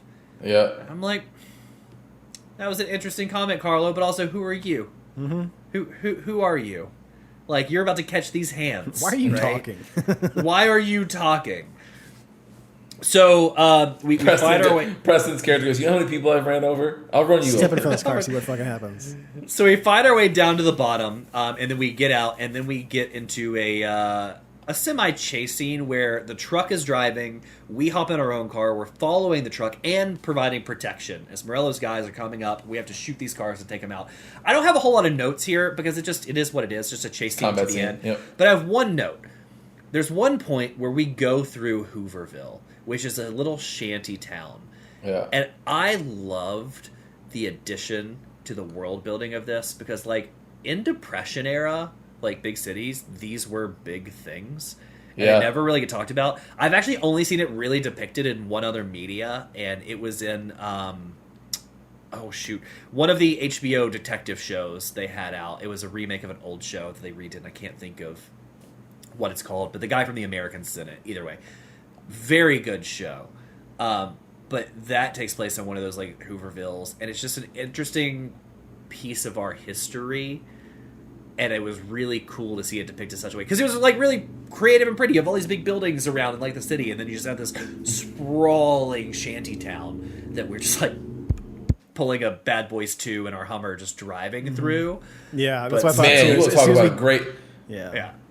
You want to talk about a great scene in a movie. That's a good As scene. soon as we were driving through there, I'm like, was this fucking Bad Boys 2 all over again? What are we doing here? Dude, stop it. That scene is incredible. It is the most Michael Bay thing in the world, but it is Yes. hilarious. No, It is funny. Yeah. It is funny But for we're sure. just doing that It in the is- game. Yeah. Yeah, it is Yeah. funny for sure. So, but anyway, I just had the note. I thought it was cool addition. So then we have an intermission here, right? Where we've taken a break at the end of that chapter once we return the whiskey, and we are back in the diner with Detective. Why I just lost his name, but we're back in the diner with the detective. The detective. The Irishman. Yes, the Irishman. And Tommy is like, right as Salieri, like, made his move, we got in good with those Kentucky boys. We're now all of a sudden, like, we're making money hand over fist. We're getting back. Prohibition ends. Mm-hmm. Right? So, like, that didn't even matter. There's, like, it took us a couple of years to bounce back. We reeled from that. But eventually, they took that money they made from booze. They invested in other places. They started doing gambling. They became bookies. They got into Some trucking and legit stuff, yep. trucking and restaurants, like some legit stuff. Everything except for dope. They keep making the point, like, everything except for drugs. And all of a sudden, they are riding high. So I think this took place in 1933. The intermission is beyond that. But we jump from 33 to 35. And he even says, like, by 1935, like, we're doing super well, right? So, Yeah. like, Tommy's like, I had a wife, I had a daughter, Sam was running a club for the Dawn, Paulie was doing Paulie things with his own rackets. Like, he wasn't happy. He was content, though. But, like, Paulie's doing Paulie things. So, like, we all had our thing. And he's like, and that's when Salieri mind you, he's talking to the detective, right? He's like, that's when Salieri just decided, like, hey, I'm done being in Morello's shadow, right? Like, we are going to take it to him. Like, maybe we should buy our own cops. Maybe we should buy our own people. Like, not quite all out war, but for all intents and purposes, like, we're going to start pushing on that ground. And then Tommy says, in 35, though, both barrels are fired from Morello. Like, whether we want all out war or not. Yeah, and he says because and he actually gets a revelation from the detective who says, he goes, oh, that's interesting. He goes, do you know if he ever actually went through and like bought any of those judges or anything? He goes, well, I know he did in 35, but it was something that he was just looking at before. And he goes, well, we actually booked a judge on a solicitation of a minor. Yeah. And he was like, but he was saying like, he was trying to catch a plea deal before we put him away, but he was on the take. He said he was on the take from both you and Morello, and that's when it hits him, and he goes, "Oh, That's the motherfucker. well, that's it. That's why Morello came at us so hard at 35, because if he got word that Salieri was trying to fill a bench, then now he's got some ways to or some reason to come after him." So he was like, and Tommy even says like that was the final piece of the puzzle. Like that was what I couldn't figure out. Yeah, which also comes into play in a couple of these missions because like I think for the rest of it, yeah, like there's definitely some problems going on. There's people that are talking and words getting around. We're not quite sure who's doing it and stuff. Remember, like we sent away the Don's number 2, right? Frank, he's gone. So the Don is running most everything now, and I thought that was a cool juxtaposition. Like in the missions before Frank leaves, Frank was our contact. Frank was the person to talk to us in every scene. Now all of a sudden it's the Don in every scene. So after that intermission ends, very short, couple-minute intermission, we're in Chapter 13, Bon Appetit. And we begin by taking a drive with Salieri. It was like, hey, you want some food? Let's go grab some food. Let's leave here. We head to Pepe's Restaurant, which is one of his favorite places. And as we leave, Salieri is like, hey, do you have a piece on you? And Tommy's like, I don't know, do I need one? And he's like, I don't think you need one, but like it's nice to have because like I just don't trust Morello, right? I just don't trust what's going on. And he's like, it's been too quiet recently. Been too quiet. So we get to Pepe's, and there was an interesting little piece of dialogue which I appreciated, but it was interesting, where Pepe pours wine for the Don, and goes to pour wine for Tommy, and Tommy, puts the hand up, says, like, essentially no thank you, like waves him off, and Salieri is like, hey, I'm glad you're off the rough, and Tommy is like, yeah, I mean, Sarah basically told me, like, if I don't get sober, that she's leaving me, and the Don says, yeah, I know. I put her up to it. Well, Drunkards get sloppy. Yeah, he goes, yeah, I know. And then Tommy goes, oh, did she tell you? Like, and he could tell Tommy gets pissed. Like, he's like, why would she be talking to you about that? And he's like, no, she didn't tell me. I'm the one who put her up to it. And then you see in Tommy's face, he's like, oh. He's like, drunkards get sloppy. And he said, and there was, I didn't write down the line, but it was something along the lines after that. He's like, I would hate to see you make a mistake that hurt us. Yeah. Like, something like that, yeah. Damn. It's a good line. Yeah. So, right as we're getting ready to eat, Tommy glances out the window. He sees a car pulling up. He's like, that's suspicious. 5 dudes in trench coats and top hats get out, and what do they have? Tommy guns, and they just light this place up. And I just have a note here. Is your note Rip Pepe? Because my man caught 15 before he caught the one in his head. Yeah, but it was just, this scene is awesome. Like, the whole thing from, like... It's classic mobster. Right, it is, right? As, like, Tommy glanced out the window, they get out, they're all standing in line, and they show the coats flipping off, and the Tommy guns come out. And so it's, like, the whole scene is awesome.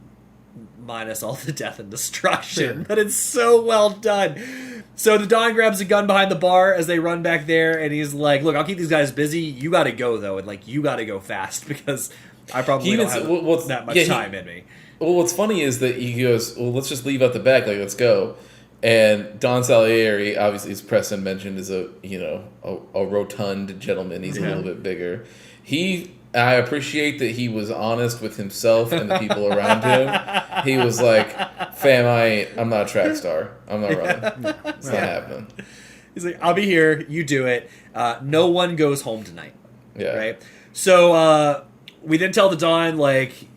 So we fight our way out, right? And to your point, Christian, like I've gotten to the point where I think the pistol is the most accurate gun in this game and my favorite Yeah. because everything is just a headshot. Headshot. So like Yeah. I find my way around to the side and there's the dudes with Tommy guns. It's just like pop, pop, pop, pop, pop. Anyway, moving on. We hop in the car and we're like, Don, let's take you back to the house, right? To the bar, to like our place. And he's like, no. He's like, MF and Carlo. He called in sick, and this happens. He's the only And one he's who knew where like- I was gonna be, Mhm. and he calls in. He did this, and he's like, his face is gonna be the last thing he sees. It's gonna be the first thing and the last thing he sees today, right? So we head to Carlo's house. Carlo, his calling Not in- sick. not sick at all. Actually, have a little fun with a female friend. Fucking. Yes.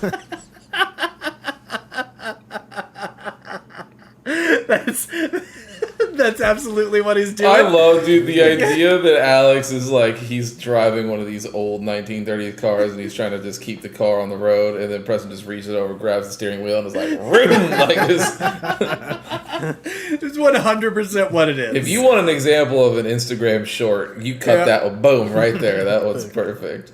So, anyway, we get in there, and the Don just starts beating him up.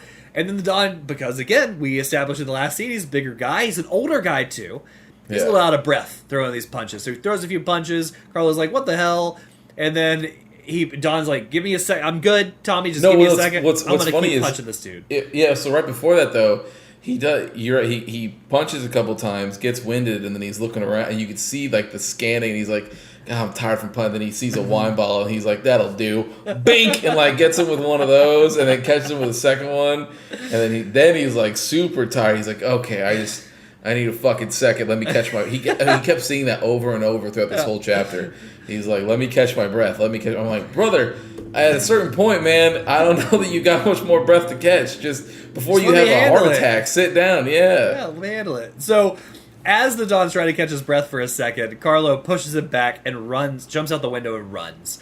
So we get into a little chase scene, and dude, all I have for this chase scene as we're chasing it through the alley is the music is hysterical. Oh yeah. It is. It's almost like an Italian version of Benny Hill. It's like as It might as well. it might as well have been. So it didn't really fit the intensity of the scene, especially for what comes next. But it was kind of funny. And look, in hindsight, maybe this is why they did it. So like they do the goofy music. You fight Carlo. I don't know about you guys. I purposely did not shoot him in the head because I didn't know what would happen. So I shot him in the leg. And he falls down, and then it goes to a cutscene where Carlo's been shot, he's wounded, the Don finally gets over there, he's like, is he dead? We're like, nope, he's not dead. Almost dead, but he's not dead. Well, Tommy says, "I don't know." Yeah, he does. And the Don walks over, and he's like, breathing, and then just stomps his head in. Yeah. And it got real serious real quick. Now, I appreciate this game for anybody that's thinking, like, would I like to play this game or not? They do a great job at insinuating, but not showing. So even when they do a top-down shot, there's like a clothesline hanging over the body and stuff. So they don't show anything. Yeah, they let you hear it though. Oh, yeah. They let you hear it. So we go straight from that to our next scene with Mitt Romney, or Morello, where Morello is just beating up this dude hanging in a warehouse by his hands. Mitt Romney wishes he was Morello. He looks just like Mitt Romney. So Dude's head's so fucking big. Moromney. Romney.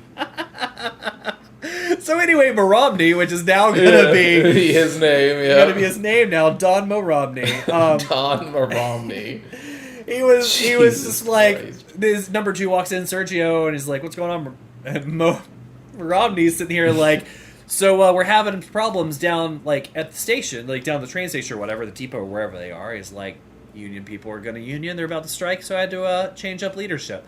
Just beats the hell out of this guy. It's like, how did everything go with Salieri? And Sergio, his number 2, is like, well, that's what I was coming here to talk to you about. He's alive. We don't know what happened specifically, but like he's alive. There's a lot of bullet holes and everything else. He's not dead. And Moromney just turns around and just puts some bullets in this. Well, dude so hanging. there's a couple of different. So he goes, the guy. So I don't know about you guys. I don't know if it was a bug or not. There's a point where after he beats the shit out of him and then he starts talking to Sergio, he cuts to him for a second. Well, before Sergio can tell him that Salieri is still alive, Yeah. He goes, "Hey, shut up! I'm trying to have a conversation over here." And I was like, "Dude, I had a moment from Scrubs where like Dr. Cox goes, blow it out your ass, Bob." Bob's like, "I didn't even say anything." like the dude was dead silent in my game, and so I was like, he was making noises. He was making noise in my game too. The second time he makes noises for me, but the first time he doesn't. So when he's like, "Hey, shut up! I'm trying to have a conversation over here," the guy's just fucking just like hanging. I was like, "Bro, what is he? I don't like. What are we doing here?" And then as he continues to go on, is when all of a sudden, for no reason, right? Like, because again, in mind, he did not make noise the first time. Yeah. So for no reason, the second time he starts going, "Ooh," like he's like doing this whole thing, and he's like, "I can't even hear myself think," and then he starts shooting the guy, and I was like, "Bro," because again, he didn't make noise for me. So the first, I'm like, "You should have just kept quiet. You could have went home. Like, why did you start yelling for no reason? Like, just to get shot up? It makes no sense." I mean, it was the whole purpose, right? And what I have here is just to show us how bad he really is. Yeah. Like, he is a bad dude. Morami's a bad dude. Morami is a terrible dude. I'm sorry. This is such a divergence. This podcast. Have you ever seen the like Happy National Hot Dog Day? Hot dog is my favorite meat from Mitt Romney. No. Okay. No. Well, as you all know, today is National Hot Dog Day. And perhaps you also know that hot dog is my favorite meat. I love hot dogs. I love them in buns. I love them outside of buns. I love them with baked beans. I just like hot dogs. It's the best, best meat there is, without question. Best meat there is. Come on. No, I'll send you all that video when we're done. Okay. So by this point, the last note I have at the end of this chapter is we are in all-out war, right? Yeah. Mo Romney is pissed off. We're in war because he tells he tells Sergio, he's like, He's coming for all the hot dogs. he's like, fix this, just go and fix it. So enter chapter 14, which is titled "Happy Birthday." This has Tom, Sammy, Polly, and Galati in it, and Galati is still mad at us murdering his son. So for good reason, his son's still a little angry over his son, right? For years now. I think it's been 3 or 4 years is what they say in the I know, timeline. fucking get over it. I right? How many sons do you have in the Kid was a 20s? dick. Probably more than one. Yeah. And life expectancy back then, people were barely living into their 60s anyway. How much did he have left? Just make another one. Move on. I know. So, anyway, Counselor Galati is having a birthday, and since he's caused us problems, it's time to let him have it. This whole playthrough is just us letting people have it. Mm-hmm. Yeah. Uh-huh. So the plan is he's having a birthday on a boat, and there's going to be a big shindig. There's booze, there's broads, there's a speech to the press, there's all kinds of stuff. But of course, you can't just like walk in there and shoot him. Instead, we got to sneak in there and shoot him. So they say, hey, head down to the dock, meet Sam and Polly, they'll give you further instructions. We go down to the dock, and then we get our detail. Basically, what happens is Sam has politely helped a sailor to sleep in the back of this office, so we can now put on his clothes. And The office is the bathroom, isn't it? Well, it's the bathroom of an office. Yeah. Oh, okay. Yeah. No, it's just the bathroom at the bottom of the ship. No. You're a cat. Yeah. I know, it's just... So the reason I thought is I had to mute because there's these fucking motorcycles going by all the time. So apologies in the future, Preston, when you're having to listen to the editing for that. But so I keep muting it. But so I turned back because I'm like trying to see how many, because there was a lot this time. So I'm like waiting for them to go so I can unmute. And all I see is me, and her head's just straight up, and she's just like staring at something. And I was like, she's gonna do something stupid. I can already see. She's never that focused on something, and then the second I see her shoot up, and she comes toward, like, you guys saw her back there. I was like, yep, there it is. I love Anyways. Age. So, we go... No, we meet Sam, and he's outside of a door on the dock. I'm sorry, Yeah. yes. Yeah, so he yes, knocks out a guy yes. in the office. Yeah. So we put on these sailor clothes, and then essentially we are going to be a sailor. We're going to walk in. We're a deckhand, essentially. I love how he thinks just kicking the hand in the bathroom is going to make sure no one sees that there's a dead body lying around the back. Like, at least prop him up on the toilet or something. Like, they're just like, okay, just kick the hand in. Okay, we'll go. Honestly, man, I feel like during this time when gang violence, or when Mafia violence was so, huge, I feel like if you were a person and you walked in and you saw somebody just slumped over in a pretend like I bathroom didn't missing see their it. clothes, you're probably just like, it's gonna be. I want to go home and see my wife and kids. I mean, why there- don't I just keep walking? It's funny you say that. I was actually thinking that at another part in this playthrough, and it was at Pepe's restaurant. There was a period of time where in some cities in America, it was a way of life. Like gang violence was a way of life, whether you were in it or not. It happened around you, right? Yep. And I thought Pepe was an interesting depiction of that, and so many of these people in movies and stuff are. He walks in, he's like, "Oh, Don Salieri, thank you so much for coming in. Like, try this food. Oh, you're such a gourmand. I'm so happy you love my food." It's like over the top happiness, and like there's part of that where he probably gets tipped really well because you've become the favorite place of the mobster. But even in real life, like you also had to act that way to Al Capone that's now coming in your restaurant because it's his favorite, right? Like it was a way of life to some people back then where they lived so free. They had the city. They were corrupt. There was police that were on the take that you're right. You might just see a dead body and you're like, well, cool. Anyway, it's all nothing and you can't tell me I did. Mm-hmm. So yes, we make our way onto the boat, and the plan is we have a janitor that's in on this. He's planted a gun in the bathroom.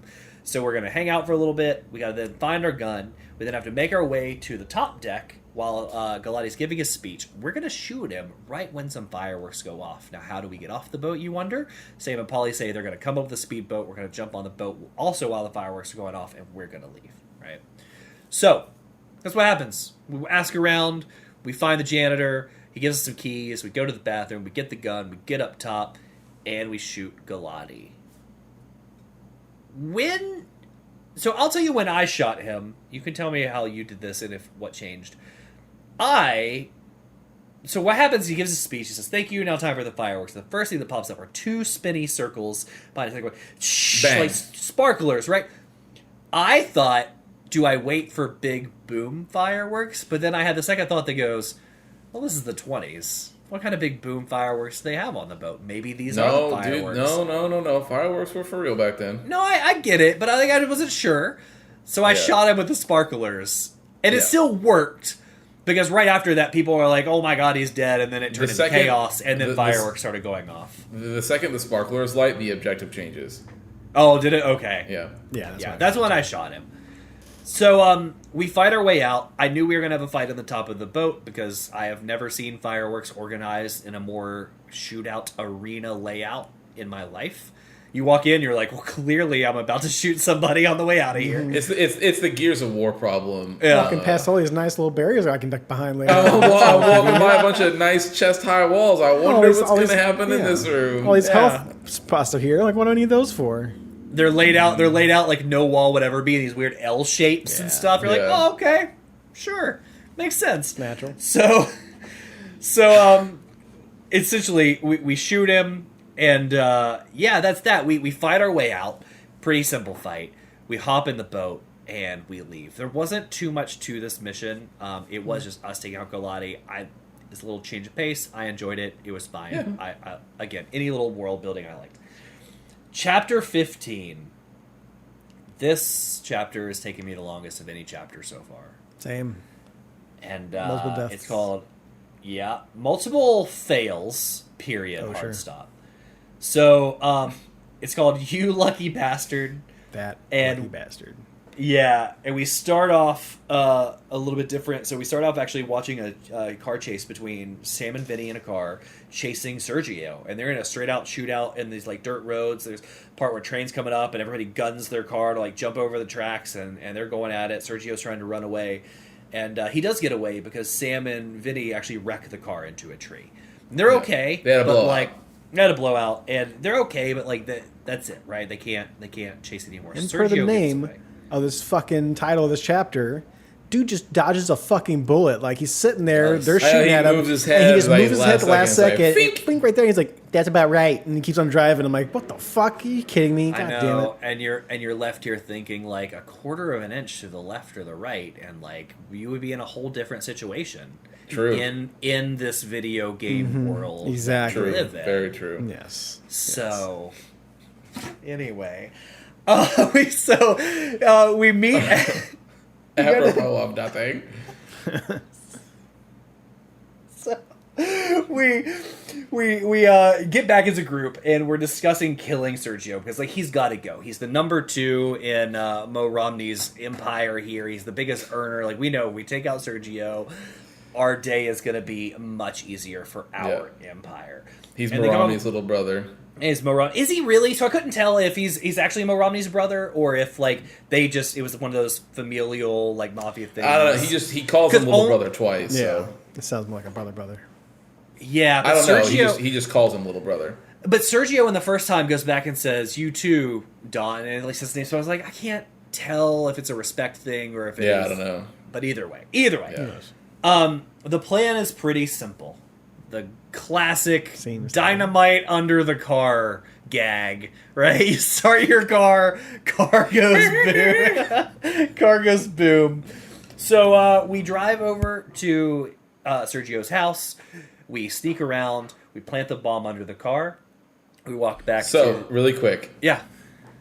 Did fucking George Foreman come up and give you guys any gruff? No. To go do this? I came down. I saw her standing outside. I came down and went up the alley and jumped over the fence, did it, and jumped back. Yeah, it's so not I did good. the same thing. So did you see the guy who was grilling in the fence back there? No.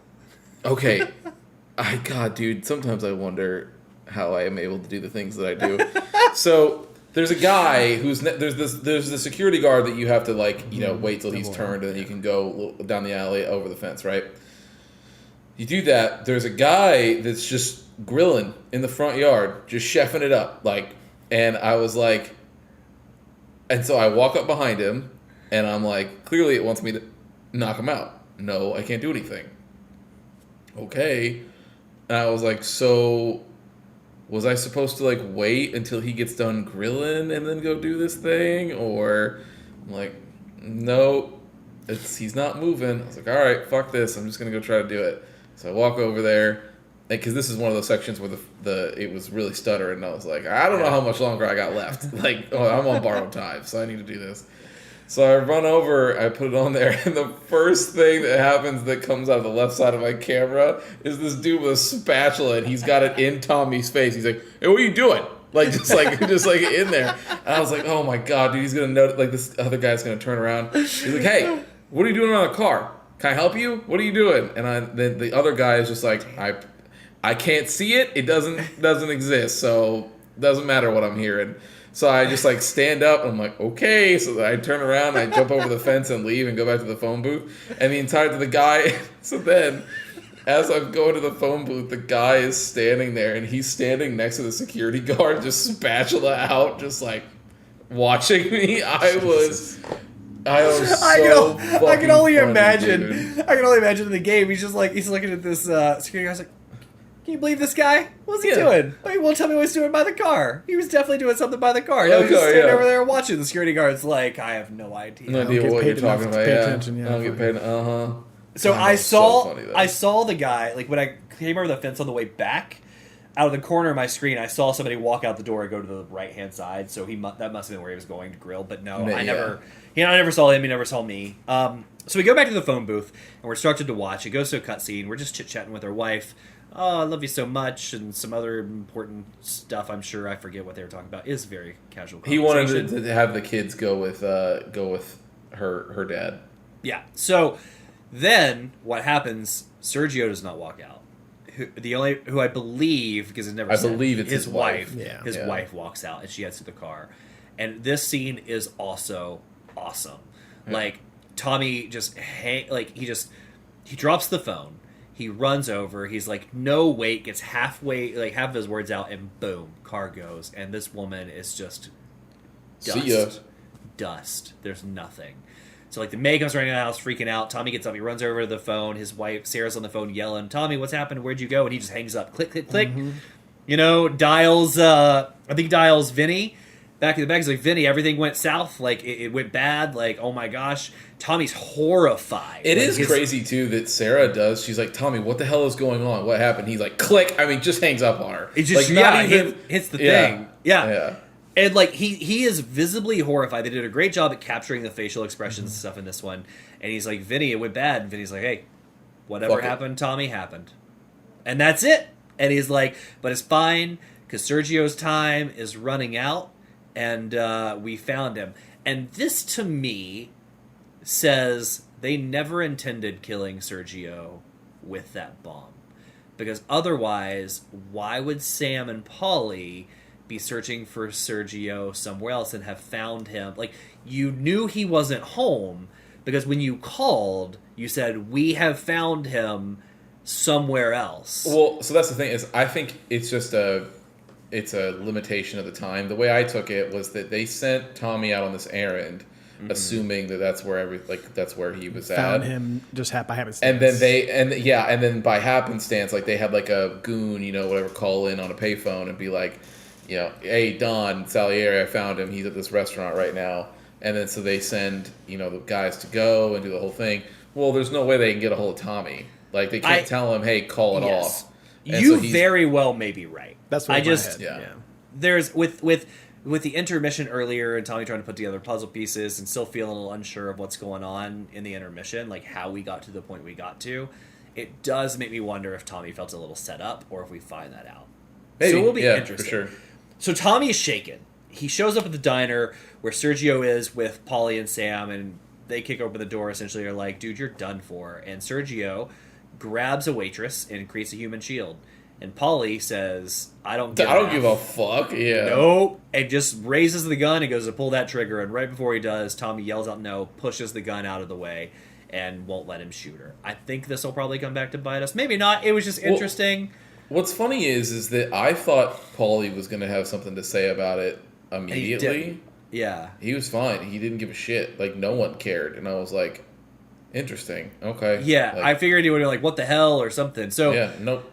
Sergio runs off, and we get into another chase, but this is a little different because we have enemies to fight along the way, and along the way. So the first part of the chase is a car chase where we hop on a motorcycle and we have to chase a car. It's through twists and turns, and at one point you can't shoot. At one part the car drives through people. And this was not supposed to happen, but just apparently it was just the AI, because I noticed this a couple different ways. When they go through the people the first time, that car got a person stuck below his tire and drug this dude halfway down the road until he made a right-hand turn, and then the ragdoll body just went spinning off of it. But I failed this one a couple times, and we'll talk about that in a minute, but I noticed he never hit a person any other time. And then sometimes, if you're like Preston, probably, you might even die when you're chasing that car around after the people. When they go to take a right turn, they take it too hard, and they have to do a big loop in the cross section. And if you get too close, they're just lighting you up with bullets while they're trying to do that. But if you stay too far away, you will lose it. Or if you're like me and you go, well, I can't shoot on the bike, and they're driving a loop, maybe I can hop off and shoot them. They will also drive off, and you will fail. There were other times where I thought, maybe I'll wreck a car or something, or I'll try and do that, and we just all hit a truck, and the truck flew up on top, just flew out of the air, and we all kept driving, and it was no big deal. I failed that one, and then I got stuck on a curb at one point and failed that one. So I did this one, and then one time I almost failed because I was going 4 miles an hour. I couldn't figure out why, and it's because I accidentally hit the governor, and it won't let you go beyond yeah. Okay. right. So then I realized once I turn the governor off, I can actually drive again. I did this one 5 times, 6 times. I only did this twice technically. I mean, there's the other parts of it that took me a little bit, but the driving portion I only did twice because the first time, so when you're on the bike, there's basically a straight shot that you're coming, you see a ramp. And I was like, well, it clearly wants me to take a ramp. And so I do it, and I don't know if you guys took it, but it launches, if you're going fast enough, it launches you real high, but then they do a slow-mo, and then the camera angle spins around it, does a Fast and the Furious style, whoa. And I slammed right into a telephone pole. Amazing. Yeah. Yeah, only one time for me. Nice. I was almost dead right at the end, though. You get pelted, and that's the only shitty part about this is that you can't shoot. And if you get too close, which you're supposed to be chasing them, they're just pelting you the entire time. Yeah. There were a couple times, like I said, where right after the people, they'd make a hard right and the car would come in too hot. And I think what I realized is the speed's variable to you, right? So if I'm hauling ass on the motorcycle, then it's they're rubber hauling banded. ass. Yeah. Yeah, they're hauling ass in the car. So what happened is they would turn too hard and they would literally spin out and they would have to do a donut in the circle. And what would happen was I get too close, they would just light me up, right? So you eventually chase them down to the dock. When you get out of the dock, this is where we just have waves of enemies. We're just fighting our way to Sergio. He's running further and further back in his little dock fortress. And then we're just trying to make our way through. It's a dock and a depot, because there's also trains there, but we're trying to make our way through to kill him. That's it. Very simple. Tons of enemies, snipers, and everything. We eventually get to a point where he goes into a little train station, and we go up to the top of the tower, pull the lever, and we drive a train right through the wall and say, that's how we're getting in. We go in, kill some more guys, find Sergio, and you shoot him, right? I shot him in the head, but that is not what the game wanted you to do. Nope. So even though I shot him in the head, he runs off. And he runs into a room that is full of nothing but flame barrels. We're looking around. He's talking to us. He's like... He goes to shoot you. He goes to shoot you. Nothing. You go to shoot him. It clicks, and he's like, see? That's it. The luckiest person alive, baby. Yep. And we're like, what are you going to do? I'm going to have to beat this dude to death. Nope. Tommy, who, mind you, only a few minutes ago was absolutely horrified by the carnage created, is, I can only assume, so angry that he had to drive this motorcycle, chase him down, and kill 40 more people. He was like, no, gun's too good for you. Pulls out his lighter, throws it on the ground of gasoline, and just burns him alive. Yeah. And then runs out of the building as all those flame barrels explode and he blows the place up. Yeah. And that's That it. is the end. So the thing that I clearly, I think Tommy, I talked about, my misgivings about the last set of chapters, but I think in this one, he specifically only cares about whether or not women specifically were going to get hurt. Because, he could give and I think... Except for your character. Yeah, except for mine. Well, to be fair, I have no idea. You ran somebody over. Stop talking to me. Anyway. Fair. True. True. But he, there's a moment where the only thing I can think of is that Tommy decides, you made me do this. Like, I wouldn't have blown up your wife if you had just been at home, so it's your fault. So now I'm going on a tear trying to catch you to, Gotta be brutal about it. Yeah. So overall, I'll say, like, I liked this playthrough. It was very cinematic. Like, as far as story-wise and everything like that, has been top-notch. Yeah.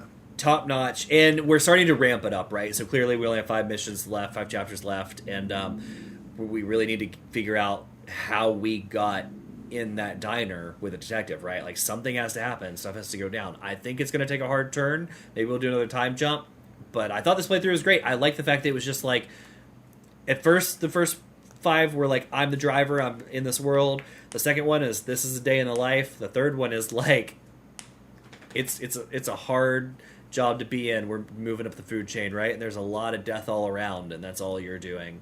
So yeah, I still like it. What do you guys? Good. Yeah. Preston, how did you feel? How did you feel about driving the motorcycle? I know motorcycles are not your jam in this game. It wasn't great. I mean, like, it's wide turns and shit like that, but also, like, Yeah. I'm not trying to go too fast because I didn't want to get too close to them, because then you start shooting at me. But yeah, getting close to the dying on that level, that last level with the lucky piece of shit, when you're trying to just fight through that whole boat area, wherever it's supposed to be, a train area. I was losing health and dying quite often, and I don't know about you guys. Yeah. But this has a really bad, like, death animation if you die. So slow. It's slow, and It's you're waiting, slow-mo. and you're waiting. I know, and you just want to be like, let me Tommy, go into the fucking- light. Just let it go. Yeah, brother. I just want to restart this. Like, I got to watch this guy die. But yeah, the snipers were a big pain in the ass. And then I just kind of slightly running out of ammo. Just getting my shit pushed in left and right as far as, like, the distance I have to go through there. But overall, I mean, this is a great, like, section as far as, like, the fourths that we played. This is definitely, like, my favorite as far as, like, what happens in the story and the cinematic aspects of it. I definitely liked a lot. My favorite death of mine in this game was in that train depot when you're fighting through people. Everybody's much more aggressive. Like, typically they don't flank you, and this time they're flanking you. But in the train part, I took out 3 guys, and another guy throws a Molotov cocktail, and I'm like, I'm just going to, like, run out and tag him because it's going to go over me. And that thing's, like, going high, and as soon as I step out, it just goes, nope, and dips. And I catch the Molotov to the face. It explodes, instant death. It was just like done. I was like, yep, that's on me. That's on me. My favorite enemy death was we're in the boat and we're in the back. And I can't remember what happened, but it was like essentially you got to like fight the dude in the back before you start shooting. So you're punching him like, clearly we can just, finish this on the back of the boat, and he falls off.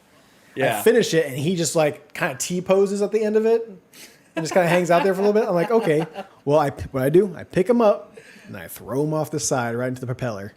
And I'm like, first off, the T-pose was a lot of fun because I'm like, they got to know. They put you here with this guy. They got to have some cool like cinematic of you fighting him, and he just falls off by you punching him off the thing. But like, nope. You just got to sit there all ragdoll on the side of the boat there. I'm like, okay, well, I'm going to do it myself. I'm going to pick you up and I'm going to toss you off in the rudder. I did the same. thing. I did the same thing. He didn't pose the same way, but when we you go in cinematic and kick him, he falls over, and I was like, I wonder if I could just throw him off. Man, it let me throw him off, and I was like, okay. So I had a different thing. So I punched him, and he goes like, and Tommy ends it with an uppercut. So he goes like, you guys goes flying.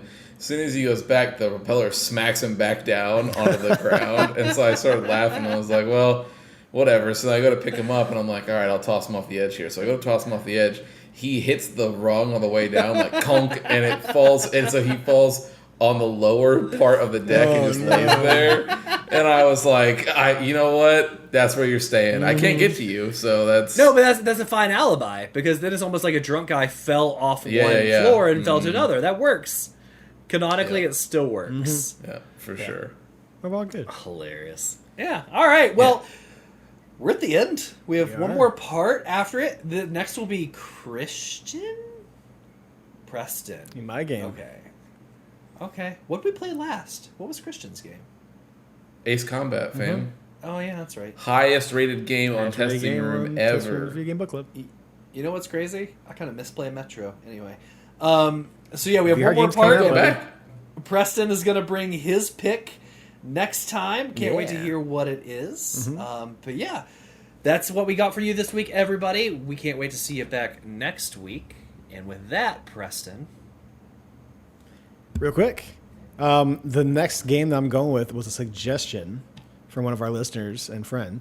If you would like to have your game put on our list, as far as what we might go through, we got a couple rules. We're trying to keep it under 10 hours for right now. So if we can keep it under 10 hours, I say 10 to 15 is a good spot. Later 10 to on, 15, because this one's, I think, like 12. Yeah, That's yeah. full play Later on, sessions, we'll so probably get close to where maybe do something like 20-hour games later on. But for now, we're sticking to 10 to 15 hours. It needs to be linear, so something with like chapters and stuff. We got start and stopping points, so we can't do like open world games like a Fallout game or something like that, to where like you can just choose like your poison at that point. But yeah, we'll put it in the comments of the YouTube here, or you can put it in one Instagram post in the comments there. Wherever you can reach out to us, feel free to do so. Send an email. You can send an email. No one sends me emails other than Twitch and what are garbage ads or sponsorships they want me to do. But you can do it any way you want to. testingroompod@gmail.com if you're feeling squirrely. But yeah, put some down there. If it's good enough as far as it meets the criteria and we all haven't played it all, we will put it on the list, and one of these days we'll get to it. So feel free to get out suggestions. We're looking for some. I will generally make a recommendation a pick over mine. So like if it's on the list, you typically won't have to wait too long. We won't backlog you. No, yeah. We'll try to get to it. But there are games I want to play too. So there's that. But other than that, yeah. Hit it. All these guys in this room, they're here because they have the only thing that matters to me. The only thing that should matter to any of us. You know what that is, Tommy? They're loyal. That's right. Thank you for listening to another episode of The Testing Room. To catch up on past episodes or check out the newest ones when they drop, follow us on Apple Podcasts, Spotify, or wherever you get your favorite podcasts. If watching is more your thing, check out youtube.com @thetestingroom or Twitch TV /testingroompod. to leave comments and ask questions, follow us on Instagram at testingroompod and email us at testingroompod@gmail.com. See you next time.